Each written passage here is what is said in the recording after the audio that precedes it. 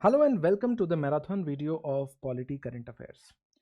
We know that there are 16 to 17 questions every year testing our knowledge on polity, governance and current affairs, out of which there are 4 to 5 questions that are asked from the current events, while the rest of the 12 questions are asked from static, which we have already covered in the prelims QIP classes. So over the course of next 3 hours, we are going to understand, learn important points. We are also going to learn some of the elimination tricks and some of the traps that can be laid out by this UPSC in the prelims examination. So without wasting time, let's go ahead and discuss it. Let's now begin with the most important chapter, that is the chapter number 1 that deals with fundamental rights. And within fundamental rights, one of the very important topics for this year prelims is Intermediary Guidelines and Digital Media Ethics Code Amendment Rules 2025. So under the provisions of Information Technology Act of 2000, the government or the union government has been given the power to specify rules for the regulation of the internet from time to time, and that has been given under section 87 of the IT Act 2000, which is governed by METI or Ministry of Electronics and Information Technology. From time to time, METI has released different kinds of rules and regulation. For example, one of the rules was released in 2021, and similarly another rule has been released in 2025. Now, why has this rule been released now is because of the flood of artificial intelligence, because a lot of the digital content circulates among us which has been modified using artificial intelligence applications and technology, and people or the users, consumers of information, have no idea about that, which in a lot of situations has a potential to create ruckus in the society. And so this rule covers all the intermediaries, which includes all internet service providers, all search engines and all social media platforms, and it also includes significant social media intermediaries. Who are significant social media intermediaries? All those platforms which have more than 50 lakh or 5 million users. So what are the key takeaways of these rules? First, it defines synthetically generated information: the information that is artificially created, modified or altered by computer resource, and that appears reasonably authentic or true, but it is a deep fake. So that's how the synthetically generated information is described. The new legal standard for takedown orders have also been specified in the rules, that the order should be written but not verbally communicated. It should cite specific legal provision, directly citing a particular legal provision, and it should cite the specific URL which should be taken down or controlled, but not the entire blanket ban on the platform itself. So authority to issue takedown orders with respect to the government belongs to the rank of joint secretary or above. With respect to police, it belongs to the rank of deputy inspector general or above. There is a monthly review mechanism which will be conducted by an officer of the rank of secretary in the union or the state to validate the necessity and proportionality of the orders issued. The rule also has mandated a lot of numbers. What are these numbers? When you produce an AI video, the AI video for the 10% of the total surface area must contain that it has been edited or created through artificial intelligence. Similarly, when you create AI audio content, it should have initial 10% of the length, which means if the length of the video is 60 seconds, then for initial 6 seconds, it should carry the announcement that it is AI generated. And intermediaries are prohibited from removing or modifying those unifying identify labels. And significant social media intermediaries must deploy technical measures to verify users' declarations regarding synthetic content. So now it has been made obligatory on the social media platforms, the ones which have more than 5 million users, to verify each and every information as and when it is uploaded on these platforms. Section number 79 of the IT Act provided for the safe harbor clause, which protected intermediaries from any kind of liability for the third party content if they observe the lack of due diligence. Now, another aspect that you should be aware of is section number 79 of the IT Act, which provided safe harbor. which said that if a particular platform on the internet is following other responsibilities well, then they will not be legally responsible for the content that is uploaded on the intermediary. However, the later on amendment removes the proviso for voluntary takedown immunity. Safe harbor is now strictly tied to the compliance with the valid legal orders. In this particular case, a landmark judgment in Shreya Singhal versus Union of India 2015, where SC struck down Section 66A for arbitrary arrests, and it upheld Section 69A but mandated safeguards, which meant reasoned orders review committees. The 2025 rules align with this by mandating reasoned intimations and specific URLs. Now, in prelims, there can be multiple traps laid down by the UPSC. An SHO or district magistrate cannot issue a reasoned intimation under these rules. It must be DIG or a joint secretary. Trap number 2, the synthetically generated information labeling rules apply to all content that is synthetically generated, not just political or harmful content. Trap number 3, non-compliance does not attract automatic criminal imprisonment for the executives. Under these specific rules, it attracts loss of safe harbor protection, which means the platform will become open for criminal and civil liability under the Bharatiya Nagarik Suraksha Samhita and Bharatiya Nyaya Samhita. Trap number 4, which means platforms can still remove the content voluntarily, but they no longer enjoy statutory immunity for doing so under the specific provision of the law was omitted. The next very important news which deals with freedom of speech and expression again is internet shutdown in India. And with respect to UPSC, what you're required to know is that recently a report released by Access Now #KeepItOn coalition has ranked India second globally in the recording of all the internet shutdowns in 2024. Now, the data is not important, but what are the legal provisions for the shutdown should be known to us. It is under the Telecommunications Act 2023, the governing rules of 2024 that determine the procedure for the shutdown. But before 2017, shutdowns were ordered under Section 144 of CRPC. This is now technically incorrect but still occasionally misused. When it comes to the authorizing agencies in the union government, the secretary of the Ministry of Home Affairs can order the shutdown of internet, and in the state government, the secretary from the Home Department can order the shutdown. But in unavoidable situations, an officer of the joint secretary rank or above can be authorized by the Home Secretary to issue the order. Such emergency order must be confirmed by the competent authority within 24 hours. There are oversight mechanisms, which means there are review committees. The suspension order must be forwarded to a review committee by the next working day. The composition includes the chief secretary, the chairman, the secretary, and the secretary of any other department other than home. The composition at the state level includes cabinet secretary, who shall act as the chairman, secretary and secretary, 2 secretaries and a chairman, 2 secretaries and chairman, who will be chief secretary. The committee must meet within 5 working days to record the findings. With respect to internet shutdowns in our country, the landmark Supreme Court judgment under Anuradha Bhasin versus Union of India is important to be revised, because it stated that freedom of speech and expression is a fundamental right.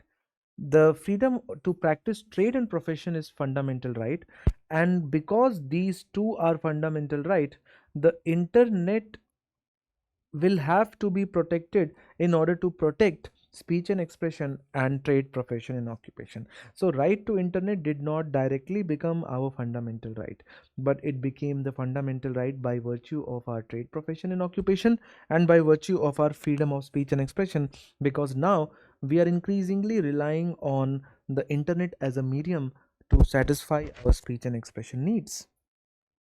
So the right to internet itself is not explicitly declared a fundamental right, but using it as a medium is protected.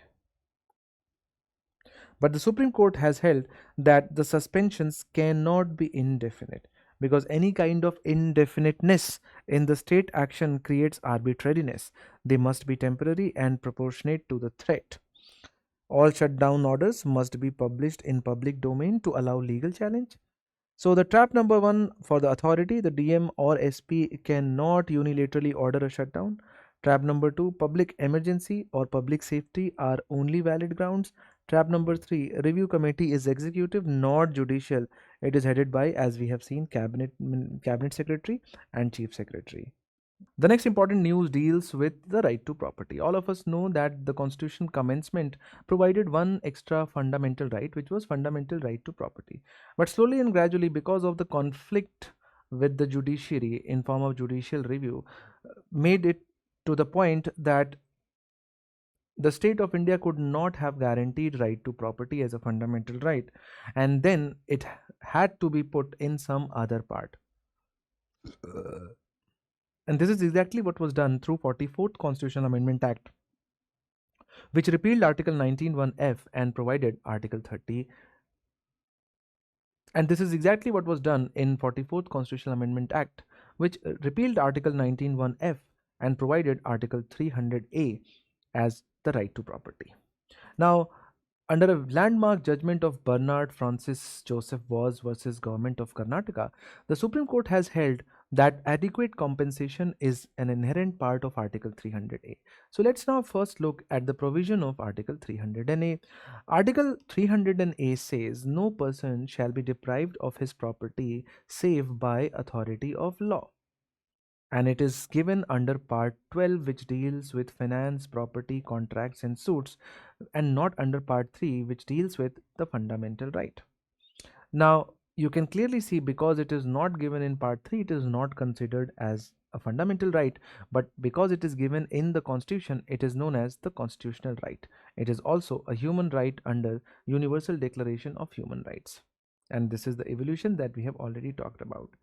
Now you can see that if no law can violate Article 14, a law under Article 300A also cannot violate Article 14, which means when the state will go behind depriving the property by making a law, then either the state is compelled to treat everyone in exactly the same way, which is following the equality before the law, or if the state wants to create a distinction, that is, the state wants to create a reasonable classification, it can do so, but the classification should be reasonable. And so only a reasonable law can deprive people of their property. And so the Supreme Court reinstated that before you can deprive people of their property, you will give them a notice, you will hear if they have any objection, then your decision should be reasoned. The only reason why you will acquire anyone's property should be a public purpose, and then the compensation should be fair, and then the right to efficient process, which means there should not be any indefinite delay, which in this particular case was a 22-year delay. As you can see here, it is a 22-year delay, and right of conclusion, which means in totality the entire process, compensation, and all the legal cases should be disposed of in a timely manner.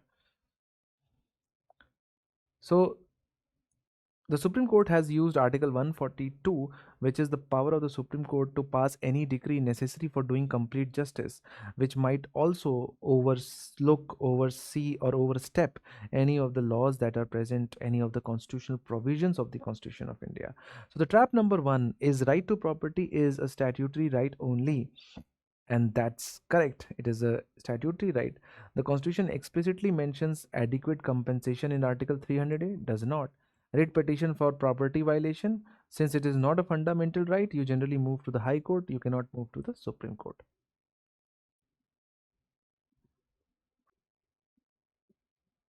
Then the next landmark judgment that deals with fundamental right is a case Amarjan versus Union of India and others. The Supreme Court declared that inclusive and meaningful digital access to e-governance and welfare system is an intrinsic part of the fundamental right to life and personal liberty under Article 21.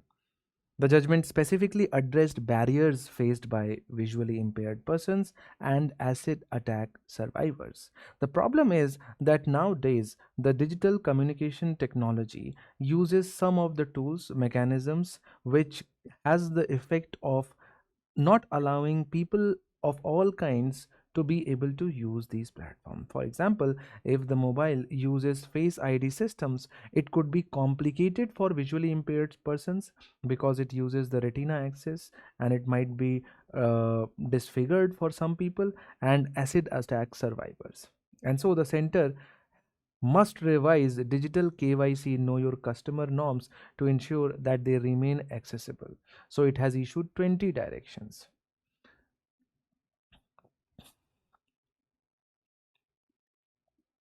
Article 21 can be interpreted to understand digital access directly connected with dignified life, because lack of access to internet leads to exclusion from welfare schemes. And the principle of substantive equality. Under Article 14, there is both formal equality, which means treating everyone exactly in the same way, one standard app for all, but substantive equality, accounting for differences to ensure equal outcomes, which, for example, special features for physically disabled people. This has also been provided under the Rights of the Persons with Disability Act 2016, which mandated the government to ensure that all content available in audio, print, and electronic media remains accessible format for PWD people. The Section 40 mandated the central government to lay down standards of accessibility. Trap number one, right to internet is an independent fundamental right explicitly mentioned, is not correct. The 2025 ruling applies only to the government website is correct. It covers welfare delivery systems and banking, implying compliances for private intermediaries. Biometric failures deny welfare only due to technical glitches. The Supreme Court highlighted that the exclusion due to design violates Article 14, and that is a very, very prominent Supreme Court judgment, which is going to go a long way in delivering justice to the people. Let's now come to a very unique aspect of fundamental right, which is personality rights. Delhi High Court recently issued a landmark John Doe order, which means injunctions against unknown entities to protect personality rights of celebrities like Anil Kapoor, Jackie Shroff, Amitabh Bachchan, and Ajay Devgan. The whole case is very interesting. Someone generated AI or deep fake videos which had identical voice, looks, and used the key terms that have become identified with Anil Kapoor, Jackie Shroff, like Jhakkas, like Bhidu. And this has been interpreted as a part of the personality of these actors. So the personality rights refer to the right of an individual to control the commercial use of their identity, like their name, like their image, like their voice, like their signature. So distinctive mannerisms and catchphrases are a part of the personality. If a person looks like Ajay Devgan, there are a lot of people in India. Majority of Indian men look like Ajay Devgan. The problem is, as soon as you interact as soon as you start interacting with them, you will immediately know that this person is not Ajay Devgan, simply because of the way they talk, because they might look the same but their personality will not be the same, and that's what we need to protect. So India has no separate dedicated statute for personality rights, but it is rooted in Article 21 under right to privacy and dignity. There are copyright laws and trademark laws and the tort law which protect the personality. So there are two components of personality rights, the right of publicity and the right of privacy. The first one means that the right to keep one's image and likeness from being commercially exploited without the permission. So if there is a monetizable dimension of my personality, only I should be able to use it, or only after my permission anyone should be able to use it.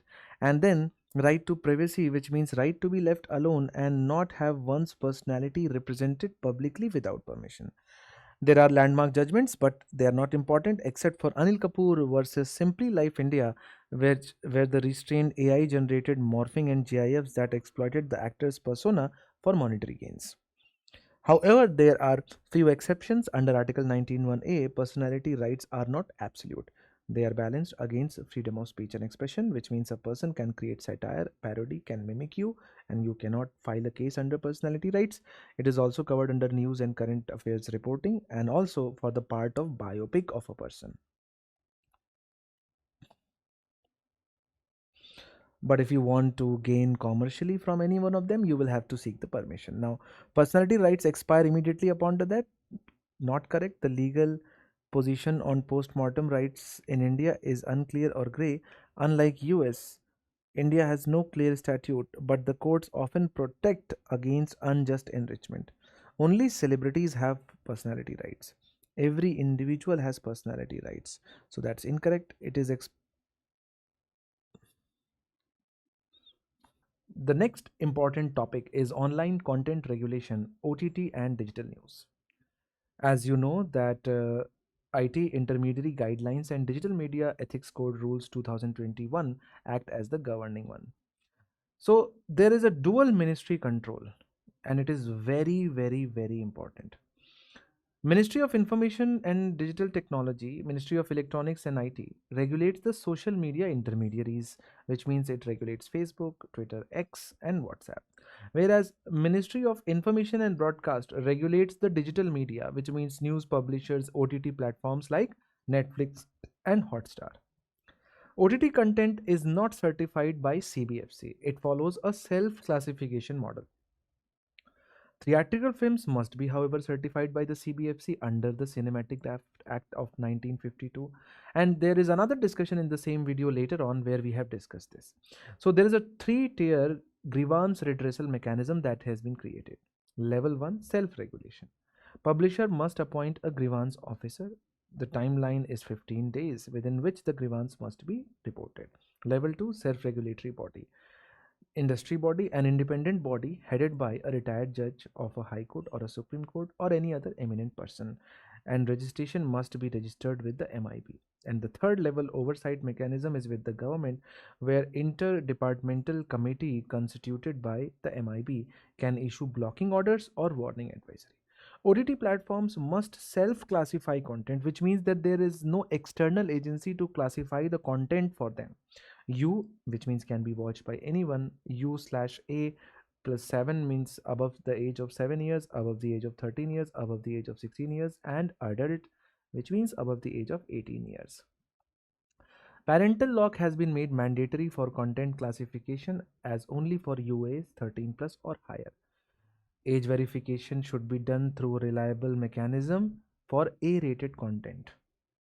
Cable Television Network Regulation Act 1995, the program code under this act, serves as the ethical benchmark for digital news publishers, and Cinematograph Act 2023 addresses the privacy concerns or piracy concerns. Unauthorized recording, which means camcording, is now punishable offense for inviting jail term up to 3 years. So the trap number 1, the CBFC censors content on Netflix and Prime. Not at all. It is incorrect. OTT is self-regulated. Trap number 2, METI regulates all online content. That's also incorrect. Digital news publishers are exempt from IT rules is also incorrect because they are explicitly covered and must adhere to the code of ethics. Now, it is very, very, very important for you to keep track and take a closer look at this particular table, which compares print media, television news, film certification, and digital media.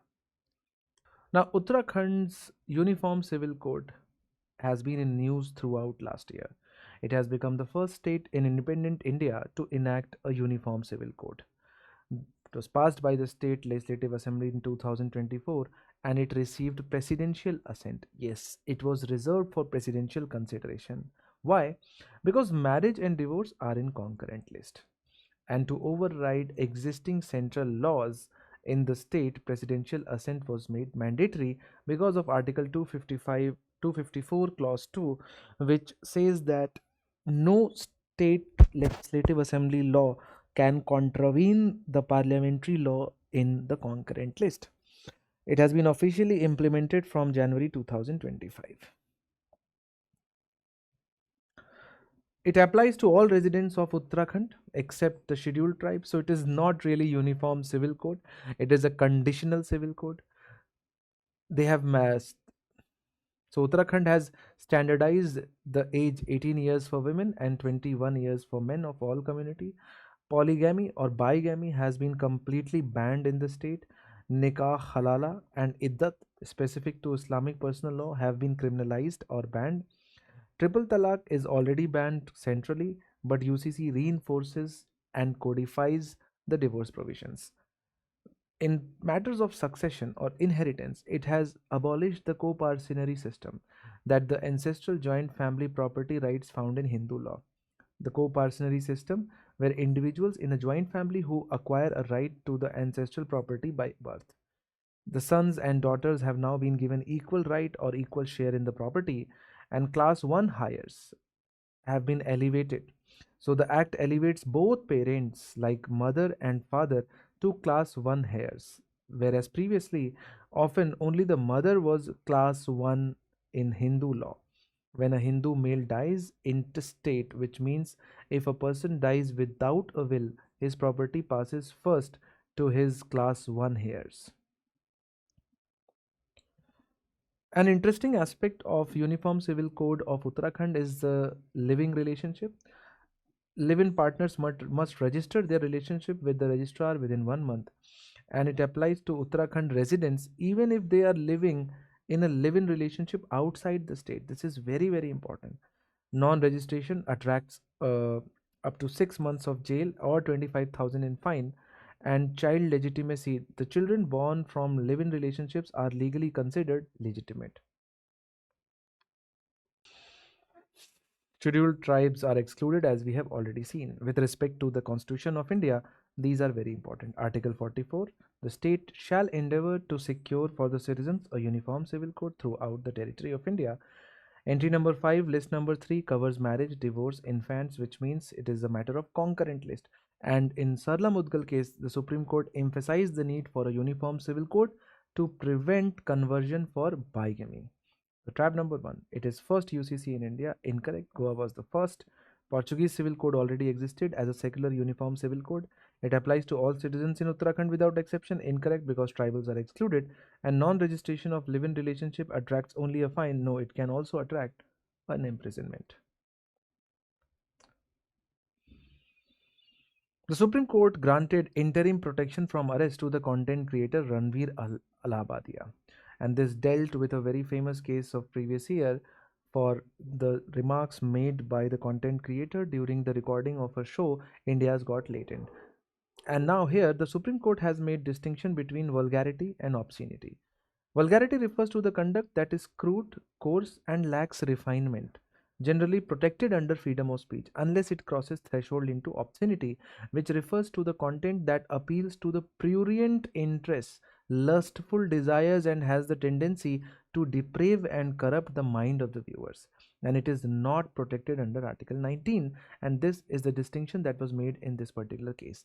Now, in this regard, make sure that you memorize all the rights that are given under Article 19, 1A, B, C, D, E, and G, and the corresponding reasonable restrictions that are mentioned in Article 19, Clause 2, 3, 4, 5, and 6. So make sure that you memorize them.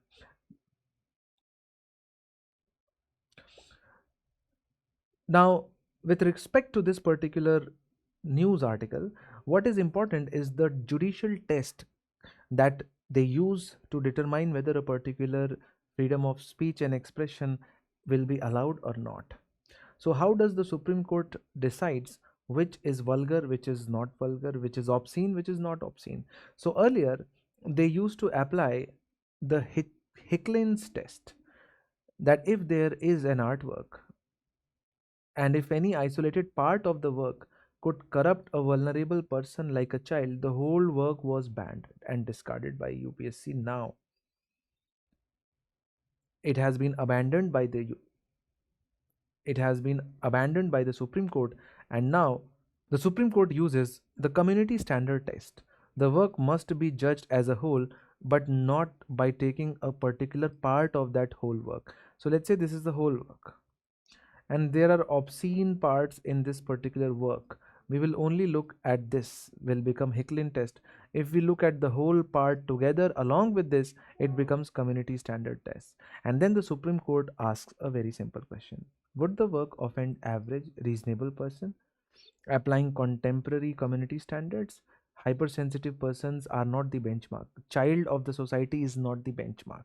The benchmark is an average person. And so if the average person is going to find that creative work as obscene, the Supreme Court would rate it vulgar or obscene. So obscenity is defined not at all in the Constitution of India. Vulgarity is a criminal offense, not at all. Obscenity is. The Hicklin test is currently used to determine the obscenity in India. Incorrect. It was overruled with the public standard test. The next important article deals with senior citizens' right to evict relatives, Maintenance Act of 2007. The Supreme Court has clarified that the extent to which senior citizens can use 2007 Act to evict relatives' children heirs from their property. The maintenance tribunal constituted under the act has the power to order the eviction of children, relatives from the property of a senior citizen. Let's first have a look at the statute, Maintenance and Welfare of the Parents and the Senior Citizens Act 2007.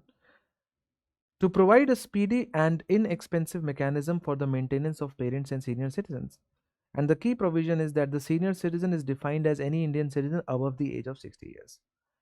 Father or mother, whether it is biological father or mother, or adopted father or mother, or step parents, need not be the senior citizen, which means they could be younger than 60 years, which means the 55-year-old mother can also claim maintenance, and the maintenance includes food, clothing, residence, and medical attendance. When a case is filed, it is presided over by an officer not below the rank of sub-divisional officer. And it provides for revocation of the property transfer clause, which means if a senior citizen transfers a property to a child or a relative on the condition that they will provide basic amenities and physical needs, and if the transferee refuses to provide such amenities, the tribunal can declare the transfer of the property as null and void, and the senior citizen gets the property ownership back. And this is Article 41 of the DPSP of the Constitution of India. The state shall make effective provision for securing the right of the public assistance in cases of old age. Article 21, the right of life includes life and dignity, and the Supreme Court interpreted maintenance essentially as a tool to protect Article 21. Then we have copyright, fair dealing, and ANI versus YouTubers case. ANI issued copyright strike against several YouTubers for using its footage in their commentary. So ANI is the largest news aggregator in our country. All the bytes that you see largely come from ANI network because they have reporters on ground. And then these clips of politicians, bureaucrats, normal public is used by the content creators. And any YouTube content creator who used ANI footage has now been sent notice to pay back some amount for them. The court refused to order a blanket takedown of the videos which were using ANI videos. So instead, it ordered a surgical removal, which means of specific provisions or portions. So, for example, there were few YouTubers which called ANI an extortionist, a dacoit, and so they were ordered to remove those specific provisions. So, what is the whole law? The Section 52 of Copyright Act provides that specific exceptions are there where a copyrighted material can be used and it will not constitute a violation of the copyright law, which means you can use anyone's video for personal use, you can use anyone's video for their criticisms or review, and you can use their video for reporting current events like news reporting. Section 14 grants exclusive rights to the copyright owner. Section 37 protects broadcasting reproduction rights. Now, fair dealing India versus fair use of US. India has a fair dealing law. You are protected only if your usage falls into specific categories listed in Section 52. If it is not in the list, it will be considered as an infringement. So the term fair dealing itself has not been defined in the Act. It is interpreted by the courts based on facts. However, fair use, it is an open-ended doctrine based on a four-factor test: purpose, nature, amount, and effect on market. It is generally more flexible than Indian law. So let us now begin with the chapter number 2, which deals with all the important current affairs that deal with the Union Executive.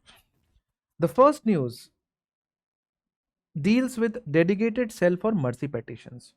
We know that in India, mercy petitions are mechanisms that allow a particular person convicted of any serious offense to get some kind of relaxation in their punishment. And generally, mercy petition is used with respect to the convicts in the matters that deal with death sentence. So, generally, a person who is convicted of an offense of murder, rape, or any other rarest of the rare crime, they are rewarded death sentence. And whenever they are rewarded death sentence, the Indian Constitution allows them to have mercy from the president. And I will not go into details, but there are different mechanisms to have mercy, like pardoning, like commutation, like reprieves, like respite. These are the different words which have different meaning. However, recently the Maharashtra Home Department has become one of the first states in our country to establish a dedicated cell for mercy petition, because there are so many mercy petitions that are applied every year that it takes a lot of time in the processing of those mercy petition filed by death row convicts. So let's first have a look at the legal provision. You know that earlier what was Indian Penal Code has now become Bharatiya Nagarik Suraksha Sanhita. And so it awards death sentence and it creates the procedure under Bharatiya Nagarik Suraksha Sanhita. So the Bharatiya Nyaya Sanhita, which was replaced, which so the Bharatiya Nyaya Sanhita, which replaced IPC, provides for death sentence. It is a substantive law, whereas the procedure is provided in Bharatiya Nagarik Suraksha Sanhita. So let us first have a look at the statutory framework. Section 472, a convict can file a mercy petition within 30 days of the dismissal of their appeal by the Supreme Court. So when your final request at the highest level in our country is not entertained, then you can reach out to the president or the governor. So the petition can be filed because both president as well as the governor have the ability to deal with the death sentence. However, there is a minor difference that the governor cannot pardon a death sentence. Then the center or the state government must seek governor's or president's comments and place the petition before them within 60 days. The decision of the president under Article 72 is final but subject to judicial review later on. And this is where a dedicated mercy petition cell will come into handy, because significant delays in deciding mercy petitions has now become a valid ground for asking for commutation of death sentence into life imprisonment. You know that both the president as well as the governor have the power to commute a death sentence.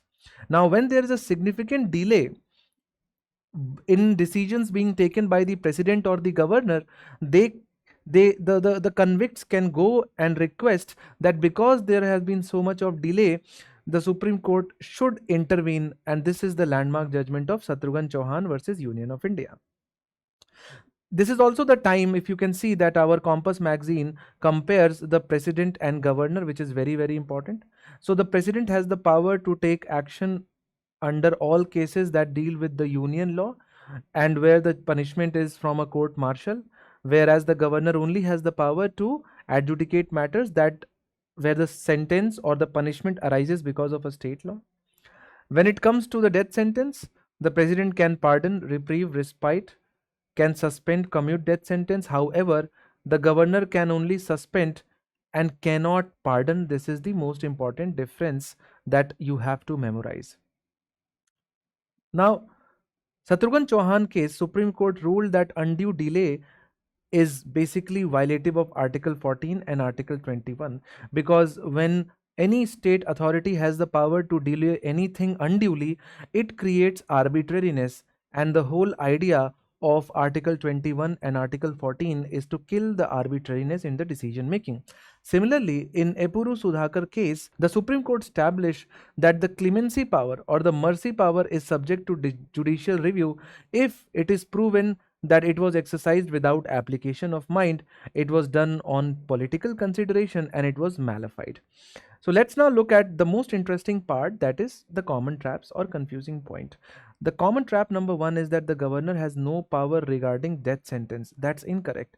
The governor cannot pardon the death sentence but can suspend, remit or commute the death sentence. The trap number 2 is under Bharatiya Nagarik Suraksha Sanhita, there is no time limit for filing of mercy petition, which is also untrue. The BNSS introduces a strict 30-day timeline. And then the trap number 3, the president acts on his own discretion for mercy petition. The president, however, is bound by the advice of the Council of Ministers before they take up. You can download the book and read the MCQ focus elimination cues. Then the next news deals with the concept of blood money. Let me first explain what blood money or diyat is. It is a concept in Islamic laws where a person who is convicted of a particular offense can evade the punishment by paying a minimum amount of money or by paying some amount of money to the victim's family. So let's say the person A killed the person B.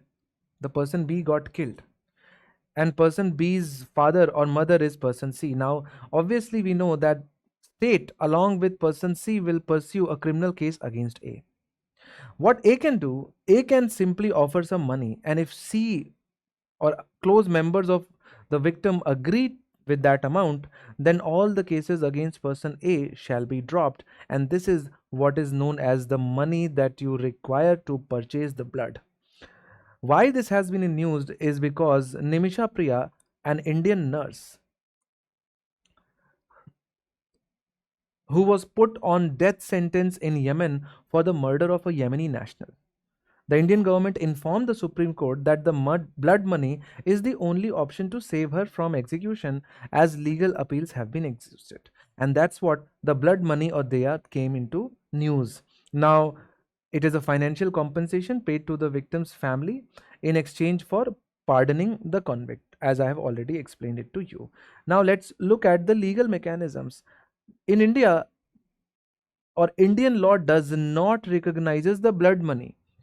So if a particular case has been filed under the sections of cognizable criminal case or cognizable offenses, then on, no accused or convicted person can pay any amount to anybody to get the cases withdrawn against themselves, because murder is considered a crime against the state and not a private dispute between two families, and therefore a private compromise by paying money will not be allowed under criminal cases. It is only allowed again in civil cases.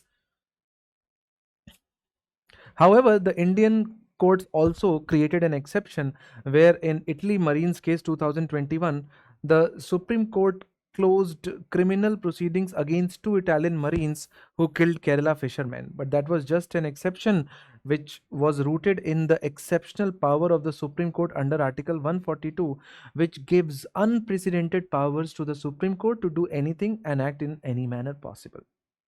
Now, however, what India has is a concept of plea bargaining. And that's a very, very interesting concept that has been adopted by the Indian state, which is very different from blood money. So you just understood what blood money is. You pay an amount and the case against you, the criminal case, will be withdrawn.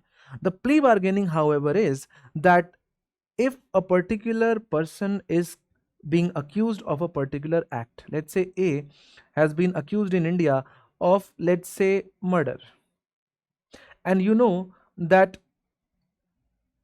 while trying to find out evidences, the police will have to work very hard, the investigating agencies will have to collect a lot of evidences. So this is a very, very serious case where nothing can be done. But if it was a minor crime, then why do we want to waste the resources of the police in trying to find out evidences to prosecute and convict A? Wouldn't it be a better idea that A himself comes to the judiciary and says, "My lord, I will agree to the charges that are minor in nature but related to this offense if you reduce my punishment." So that's an agreement that you do, that I will agree in return of lesser sentence, and that is what you bargain for the plea. You file a plea for bargaining. So you can see that while blood money is for both intentional and unintentional killing and it leads to full pardon, plea bargaining is basically conviction remains but the jail terms decreases. This is what is written here. If you download the PDF from our website, you can see the full text. The conviction remains but the jail term decreases. But can you go for bargaining with the state for any kind of offense that you have done in your life? Not at all. It is not applicable against crime against women, children. So this has to be kept in mind that there are exclusions. Let me first remove this. So let's now come to the most interesting part, which is the common trap. The trap number one: the Indian government pays blood money for its citizens abroad. Does not. It was only a one-time exception that was made for Italian Marines. The government of India facilitates diplomatic negotiations but does not pay the blood money from the Consolidated Fund of India. Plea bargaining in India is available for all crimes. Not at all true. It is barred for heinous crimes and crimes against women and children. Then Constitution 130 Amendment Bill was brought by the government to remove high constitutional functionaries like prime ministers and chief ministers if they are arrested and detained in custody for serious offenses. For a very long time, the government argued what we are seeing in last 2 decades, that people are arrested on the charges of corruption. While they are arrested, they are put in jail term. They are put under the judicial custody while the trial is ongoing against them.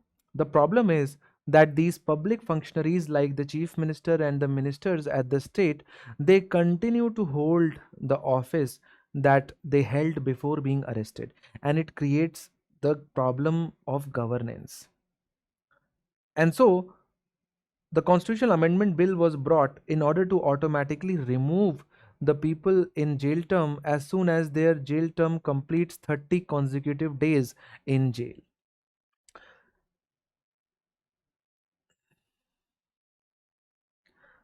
This particular bill and its provisions are not very important because the government was unable to get it passed from the parliament, but it gives us an opportunity to recall the important articles that it dealt or that it intended to amend.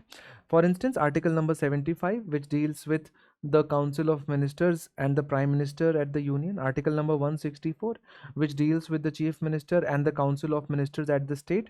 And article number 239 AA, which deals with the Chief Minister and the Council of Ministers at the level of NCT of Delhi. It created a 31st day mechanism where if a minister is detained for 30 days, the CM must advise the president to remove them.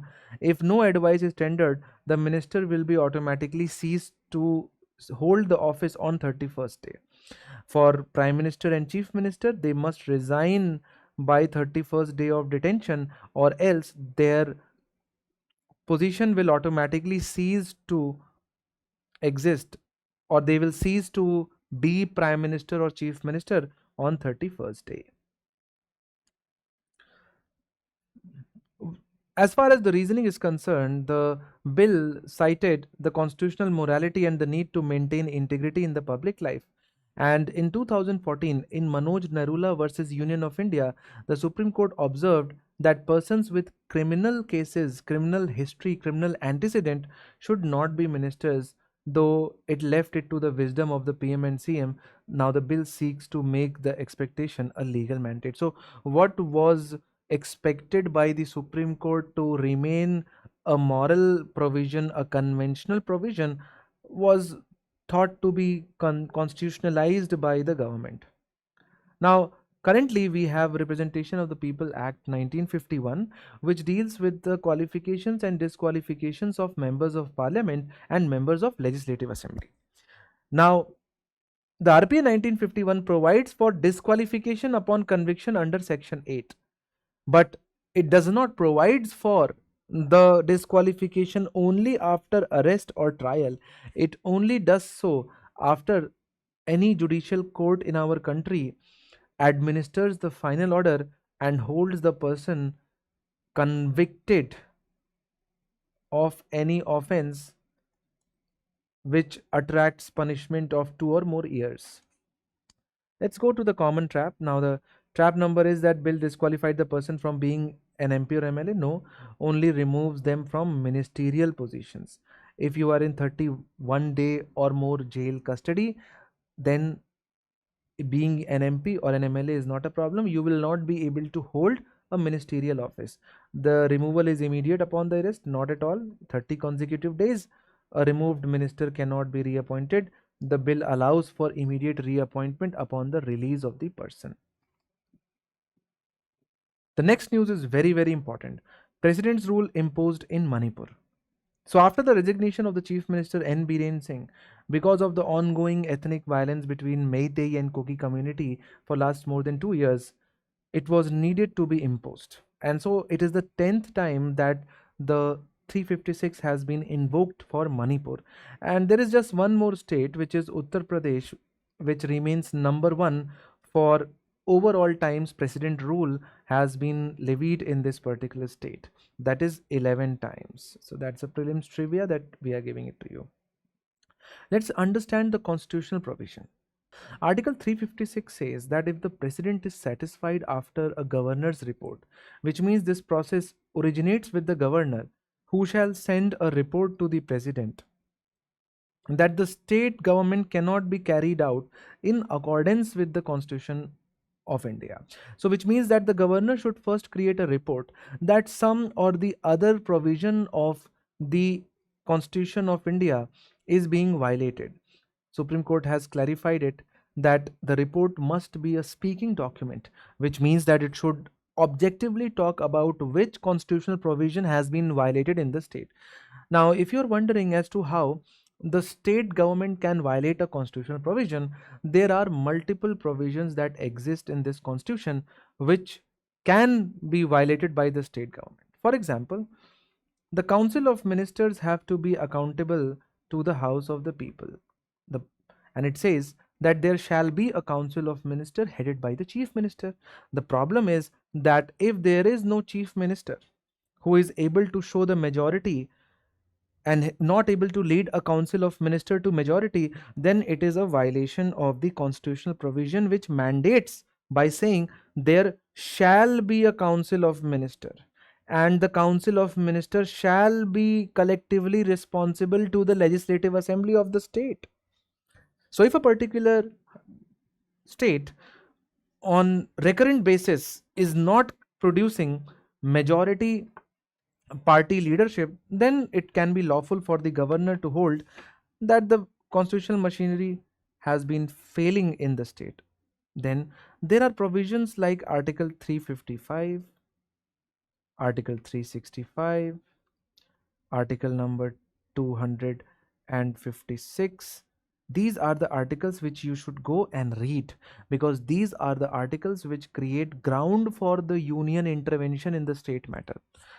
For instance, if the state continuously, regularly makes law in the concurrent list, which ends up violating the parliamentary law in the concurrent list, it can be lawful for the governor to hold that the constitutional machinery has broken down. Similarly, there is a provision in the Constitution of India under which the president can issue or the union can issue directives to the state which have to be followed. But if the states or the state does not follow that order given by the union, then there is a problem. So there are various provisions in the Constitution of India which can be used to create a report by the governor to prove that the constitutional machinery has broken down. The Constitution says that the parliamentary approval is must within 2 months of the presidential notification, and it requires the majority of the members present and voting. Once it is approved by the parliament, it remains valid for 6 months, whereas the maximum duration period is 3 years. So every time it has to be extended, it requires the same majority of the members present and voting from the both houses. It can only be done twice, which means 1 year, and its further extension beyond 1 year can only be in either of these two situations.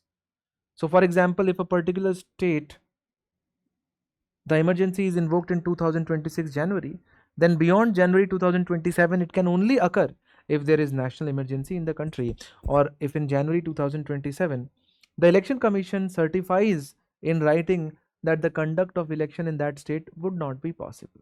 So if you are able to understand these mechanisms, then it is more than sufficient for you to correctly mark a particular question in prelims. However, there is one more nuance that you would need, is that as soon as the president notifies the Article 356 for a state, the Council of Minister and the Chief Minister stand dissolved, so they no more exist. However, the Legislative Assembly of the state might continue to exist.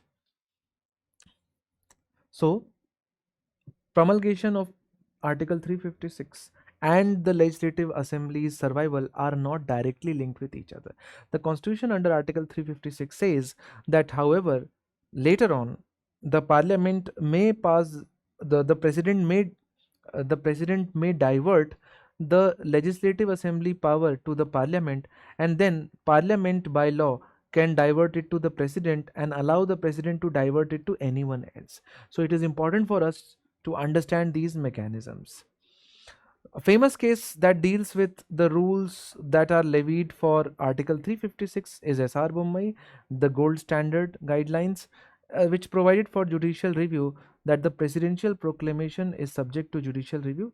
The court can examine if the material behind the decision was relevant and malified or not, which means that while making a decision, what are the relevant material that the president considered is very, very important.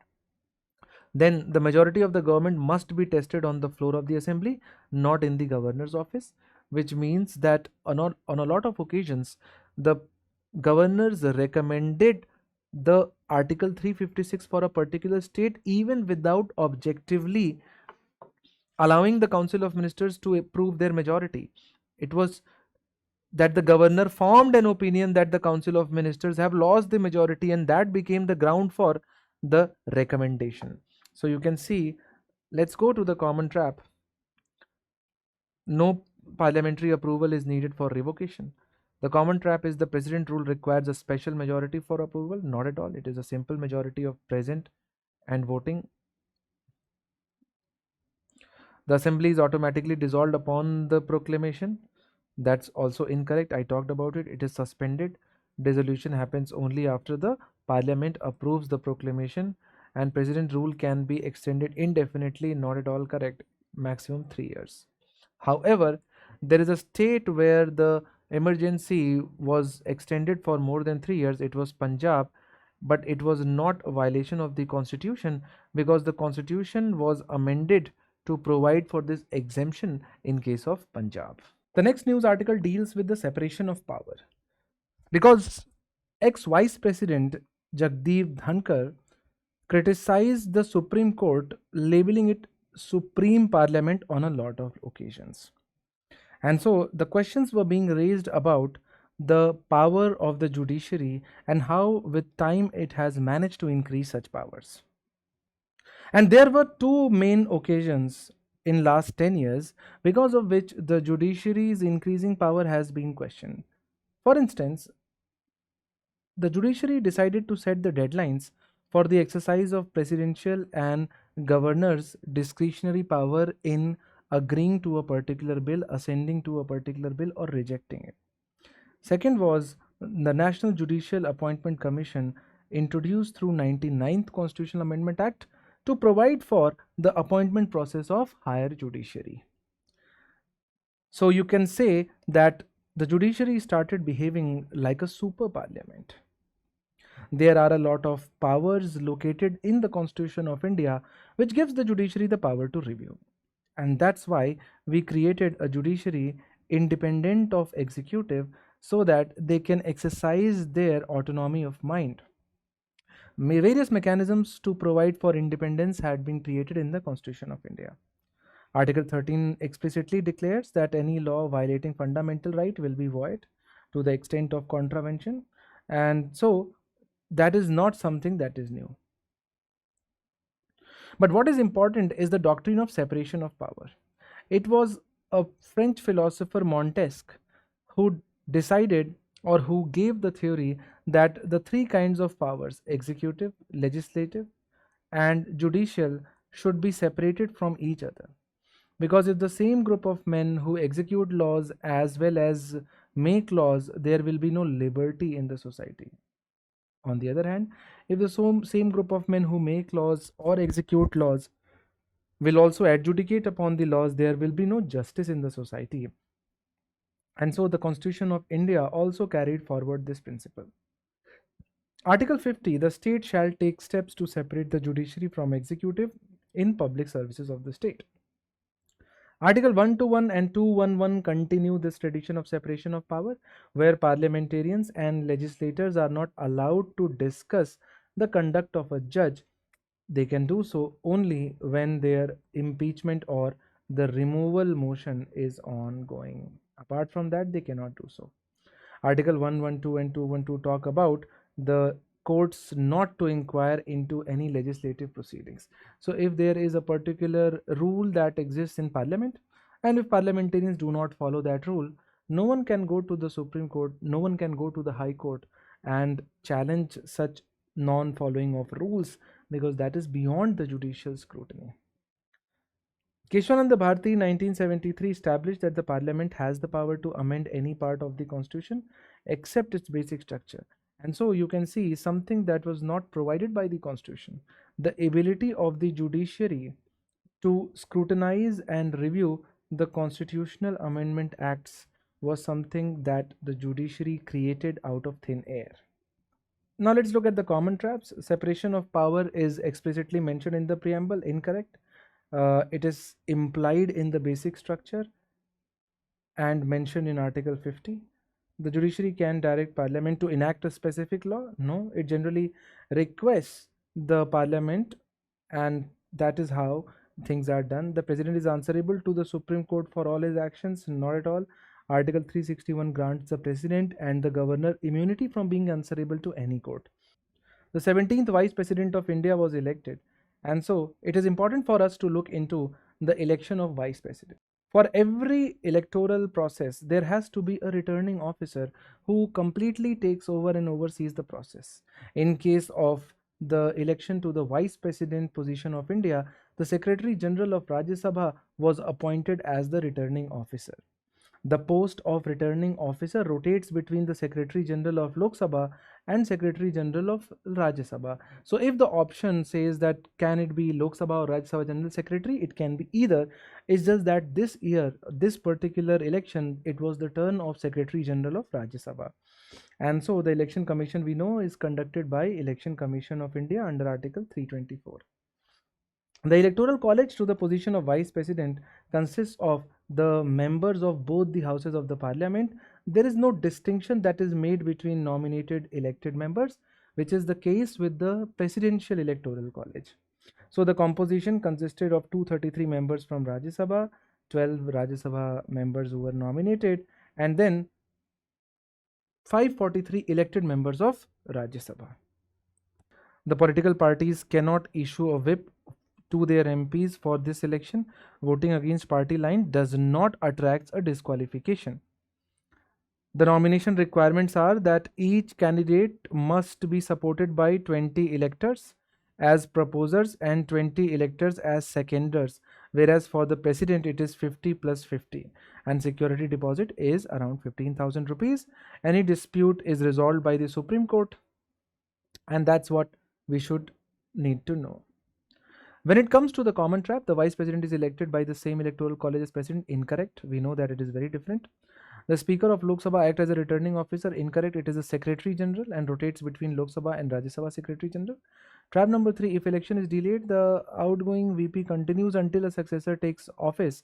That's correct, which is also the case with the President. The election must be held within 6 months of vacancy. That's also correct for VP. The Constitution says as soon as possible, unlike the 6 months mandatory limit for the president. So you can see that the 6 months does not apply here. Now in last 1 or 2 years, the term furlough and parole have been in news for a lot of reasons. Mainly because of Ram Rahim case, Bilkis Bano convicts being released repeatedly has brought us, and this is also one of the questions where UPSC has already tested these concepts like parole and furlough. First thing, if you read the Constitution of India, in the state subject, that is the list number 2, entry number 4 is prisons, which means that the rules will be made by the state legislative assembly with regard to these matters. Let's now have a look at what is a parole. Parole is a leave that is granted for a specific emergency like death in the family, marriage, or serious illness, whereas furlough is granted to break the monotony of the jail term or to maintain family ties. No specific reason is needed, and so it is treated as a matter of right. So as you can see, it is treated as a conditional right for the prisoner, whereas parole is a privilege, not a right. If you have an emergency at your home, you can request to the prisoner, you can request to the jailer, and then if they agree, if they realize that yes, you have an emergency situation for which you should be allowed to go back, they might allow it. The period of parole is not counted as a part of the sentence. So for example, 1 year sentence, you go out for 15 days, you will have to serve those extra 15 days for which you were out. Whereas if you go out for 15 days of law, then it is counted as if you are continuing your sentence. So this is how you should recall the differences. Trap number 1, parole is a fundamental right under Article 21. Incorrect. It is a statutory administrative privilege. The period spent on parole reduces the total time a convict spends in jail. Incorrect. We have already discussed this. President and governor grants parole. Incorrect. Parole is granted by the administrative authorities. Remission of sentence, executive power. The Bilkis Bano versus Union of India case has brought the remission or the process of remission into news again. The court ruled that appropriate government to grant remission is the state where the offender was sentenced, not the state where the offense was committed. Before that, let's understand the legal framework. The Constitution of India under Article 72 for the President and under Article 161 for the Governor provides for the powers to grant pardons, remission, reprieve. It is an executive act of grace. It is not subject to the rigid restrictions of Bharatiya Nagrik Suraksha Samhita. However, these acts also provide for these procedures. Section 432 says appropriate government may remit the whole or part of the punishment, whereas Section 433A says that a person serving life imprisonment for an offence where the death was possible penalty cannot be released on remission unless they have served 14 years of actual imprisonment. And that is why we often use life sentence as 14 years, because it is not exactly 14 years, but before 14 years releasing a person is not allowed. After 14 years, if the behavior and other circumstances are reviewed, then the person may be. In the landmark judgment of Gopal Vinayak Godse versus State of Maharashtra, the Supreme Court clarified that life imprisonment means imprisonment for the rest of the convict's natural life. So it is not automatically 14 years or 20 years. 14 years is merely minimum threshold after which executive can consider remission. So trap number 1, what is remission? Does it wipes out the guilt of the convict? Not at all. Remission only reduces the sentence. It just reduces the duration, that you remitted the life sentence to 14 years, 20 years. The state government can remit sentence in cases investigated by CBI. Incorrect, because it is by appropriate government. So the appropriate government in case of CBI will be the union government, because Central Bureau of Investigation is a union list matter. Life convicts have fundamental rights to remission after 14 years? Not at all. Next one is a very important news, which is presidential reference on governor and president's power. So in April 2025, Supreme Court in state of Tamil Nadu versus governor had imposed strict timelines of 1 month for governor to decide on bill. What this means is that when a particular bill is presented by the Legislative Assembly on governor, the governor has an option to deny assent. The governor has an option to send the bill for reconsideration. The governor has an option to reserve the bill for presidential consideration, and the governor has an option to say yes and assent to the bill. The question was whether a governor can keep on waiting indefinitely, first, and secondly, can the bill reserved by the governor for presidential consideration, can the president wait indefinitely on it or not? And this is exactly where the Supreme Court had imposed 1 month of timeline. So the President of India immediately invoked Article 143, where the President can refer any matter to the Supreme Court. And so the Supreme Court, under a 5-judge constitutional bench, ruled that judiciary cannot impose fixed timelines on the President or Governor, as it violates the separation of power. And this is a very important article. So both Article 143 as well as Article 200 and 201 with respect to the reservation of the bill become important. So the court rejected the concept of deemed assent, that if the president or the governor will not approve the bill within certain timeline, it will be considered to have been assented by the president or the governor, as the case may be. Prescribing rigid timelines, the court believed that would go against the separation of power and would objectively constitute judicial overreach. Now, the court reiterated that the governor cannot sit on a bill indefinitely. However, the remedy for delay is judicial review. The President's discretion under Article 3, 201, it confirmed that the President is not bound by any timeline when a bill is reserved for the consideration. Under Article 143, both question of law as well as fact but dealing with public importance can be referred to the Supreme Court. Only on the pre-constitutional matters that are referred to the Supreme Court that the Supreme Court must tender the advice, or else the Supreme Court may or may not give the advice. However, in neither of the cases the advice will be binding on the President. Trap number 1, the Supreme Court's opinion under Article 143 is binding on the President. That's incorrect. The Supreme Court is bound to give an opinion on every reference made by the President. That's also incorrect. The Supreme Court is bound only on pre-constitutional matters or the dispute arising out of pre-constitutional matters that the Supreme Court has to give an advice. Let's now start with the Parliament and all the important laws that have been passed which might be tested in this year. The first one being the Immigration and Foreigners Act of 2025. Now, earlier there were 4 laws: the Passport Entry into India Act 1920, the Registration of Foreigners Act 1939, the Foreigners Act of 1946, and the Immigration Carriers Liability 2000 Act. All of these laws have now been consolidated into one comprehensive act, the Immigration and Foreigners Act. So, number one thing that can be tested by UPSC is which of the 4 laws have been replaced by this law. So, the key provision and institutional mechanisms are as follows. It creates Bureau of Immigration, which will handle immigration functions like visa, entry, and exit, headed by Commissioner of Bureau appointed by the central government. It has created digital reporting obligations, where universities and colleges must report foreign student details electronically to the registration officer. For example, medical institutions, hospitals are also now required to report details of foreign patients and deaths within 7 days. And accommodation keepers like hostels and hotels, they are also required to maintain electronic records of foreign guests and report their arrival and departure. Carrier obligation. Advance passenger information. Carriers must submit a general declaration to immigration officers 45 minutes prior to departure. Aircrafts or ships cannot leave without immigration clearance.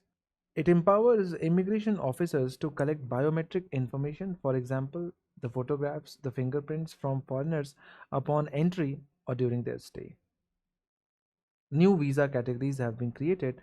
It acknowledges 9 categories of e-visas, including the newly added Ayush visa for medical tourism. The Act has provided for illegal entry stricter penalties as compared to before, up to 3 to 7 years in imprisonment for entering without valid document or using a forged passports. Exemption, the Nepal-Bhutan clause. The citizens of Nepal and Bhutan entering via land, air from their own countries are exempt from mandatory visa requirement, provided they carry valid ID as per the Immigration and Foreigners Exemption Order 2025. OCI cardholders are covered under the specific reporting requirements. Example, if studying in India. So the common trap number 1 is that the Foreigners Act 1946 still primary law for deporting illegal immigrants. That's incorrect. It has been repealed. All deportation powers now flow from 2025 Act. Trap number 2. Only the central government can deport a foreigner. Correction. While the primary power is with center, the powers are often delegated to district magistrate and superintendents of police, a practice continued under the new framework. A very important current affairs is Sansad Bhashani. It is an AI based real-time translation system deployed in the Parliament of India. You know that parliamentarians represent different part of our country, they speak different languages, and if they want to speak in their mother tongue, it might be difficult for the other MPs to understand. And so AI has solved this problem to break the language barrier in the house by allowing the MPs and the public to hear speeches in their mother tongue. It translates speeches instantly into 22 8 scheduled languages. Previously, manual interpretation was available only for few languages like English, Hindi, and some regional ones, and depended on the availability of the interpreters. This tool democratizes participation for MPs who are not fluent in either Hindi or English. The technology, that is Bhashini platform, was developed by Digital India Bhashini Mission under METI, and it uses natural language processing (NLP).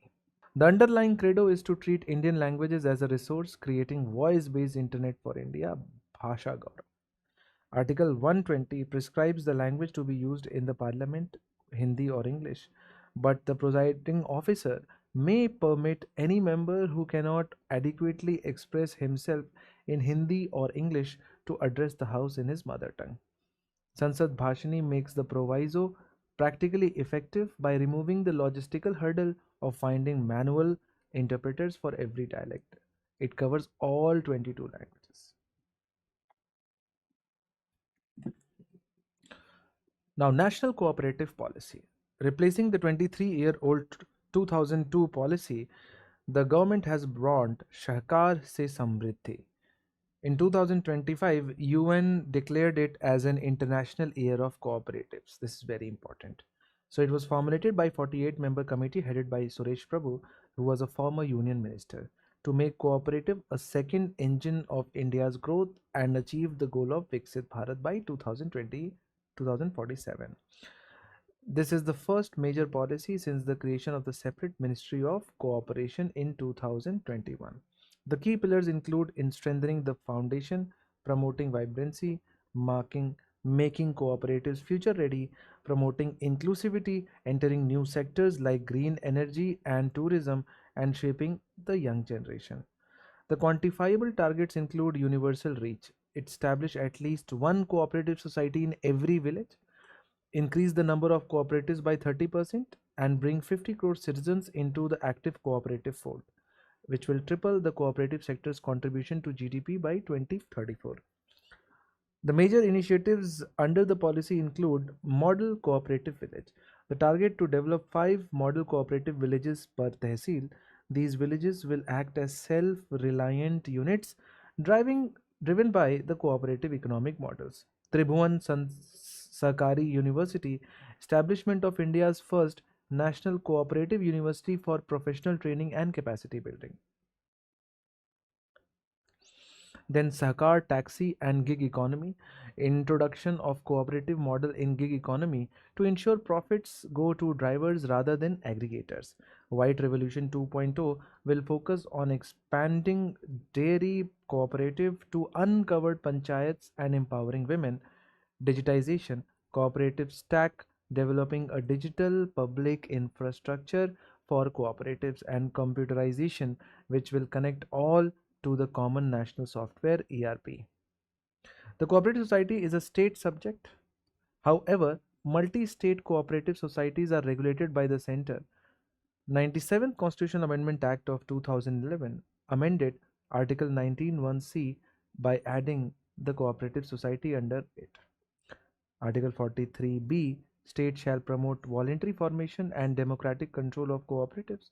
Part 9(b) was added, which mandates specific rules for incorporation, elections, and audits.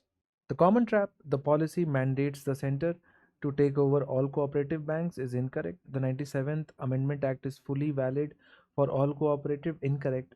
The Supreme Court declared unconstitutional for state level societies.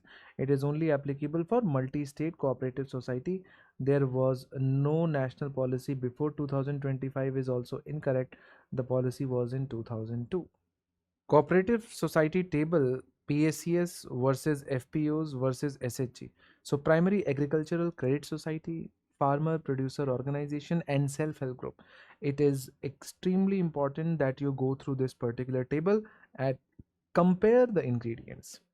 Then Parliament passed Promotion and Regulation of Online Gaming Act of 2025 for the regulation of online games. The objective is to create a centralized framework that promotes e-sports and social gaming. The nodal ministry again is METI. It effectively abolishes the distinction between the game of the skill and the game of the chance when money is involved.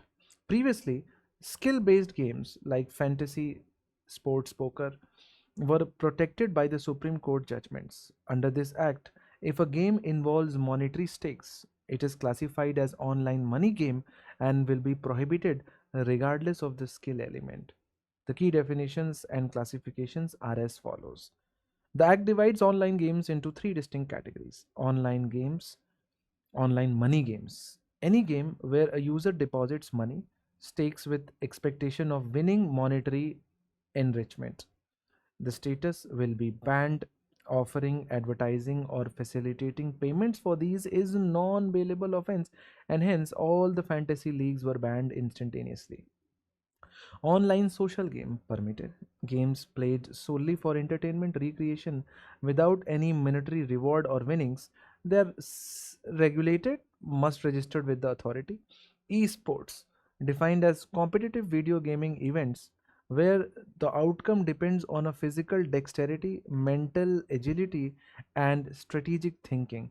It is encouraged. The government will set up training academies and recognize it as a sport. National Online Gaming Commission has been created. The central regulatory body, which will be established to classify games, register permissible platforms, and will handle the grievances. Independent safety. The Act mandates age gating, which means verification of the age of the users and strict KYC norms. The constitutional conflict. State versus center. Federalism comes into play. Now, here it creates a constitutional conflict because betting and gambling is strictly a state subject. Online gaming operates across borders via the internet telecom, falling under the communication, and so the union has used this entry to regulate the online gaming under interstate trade and commerce. Article 19(1)(g) gives the occupational, trade, and professional freedom. The critics argue that the blanket ban on skill based money games violates a fundamental right to trade, profession, and occupation. So the trap number one is Act legalizes betting apps if they pay 28% GST. Incorrect. The taxation and legality are separated.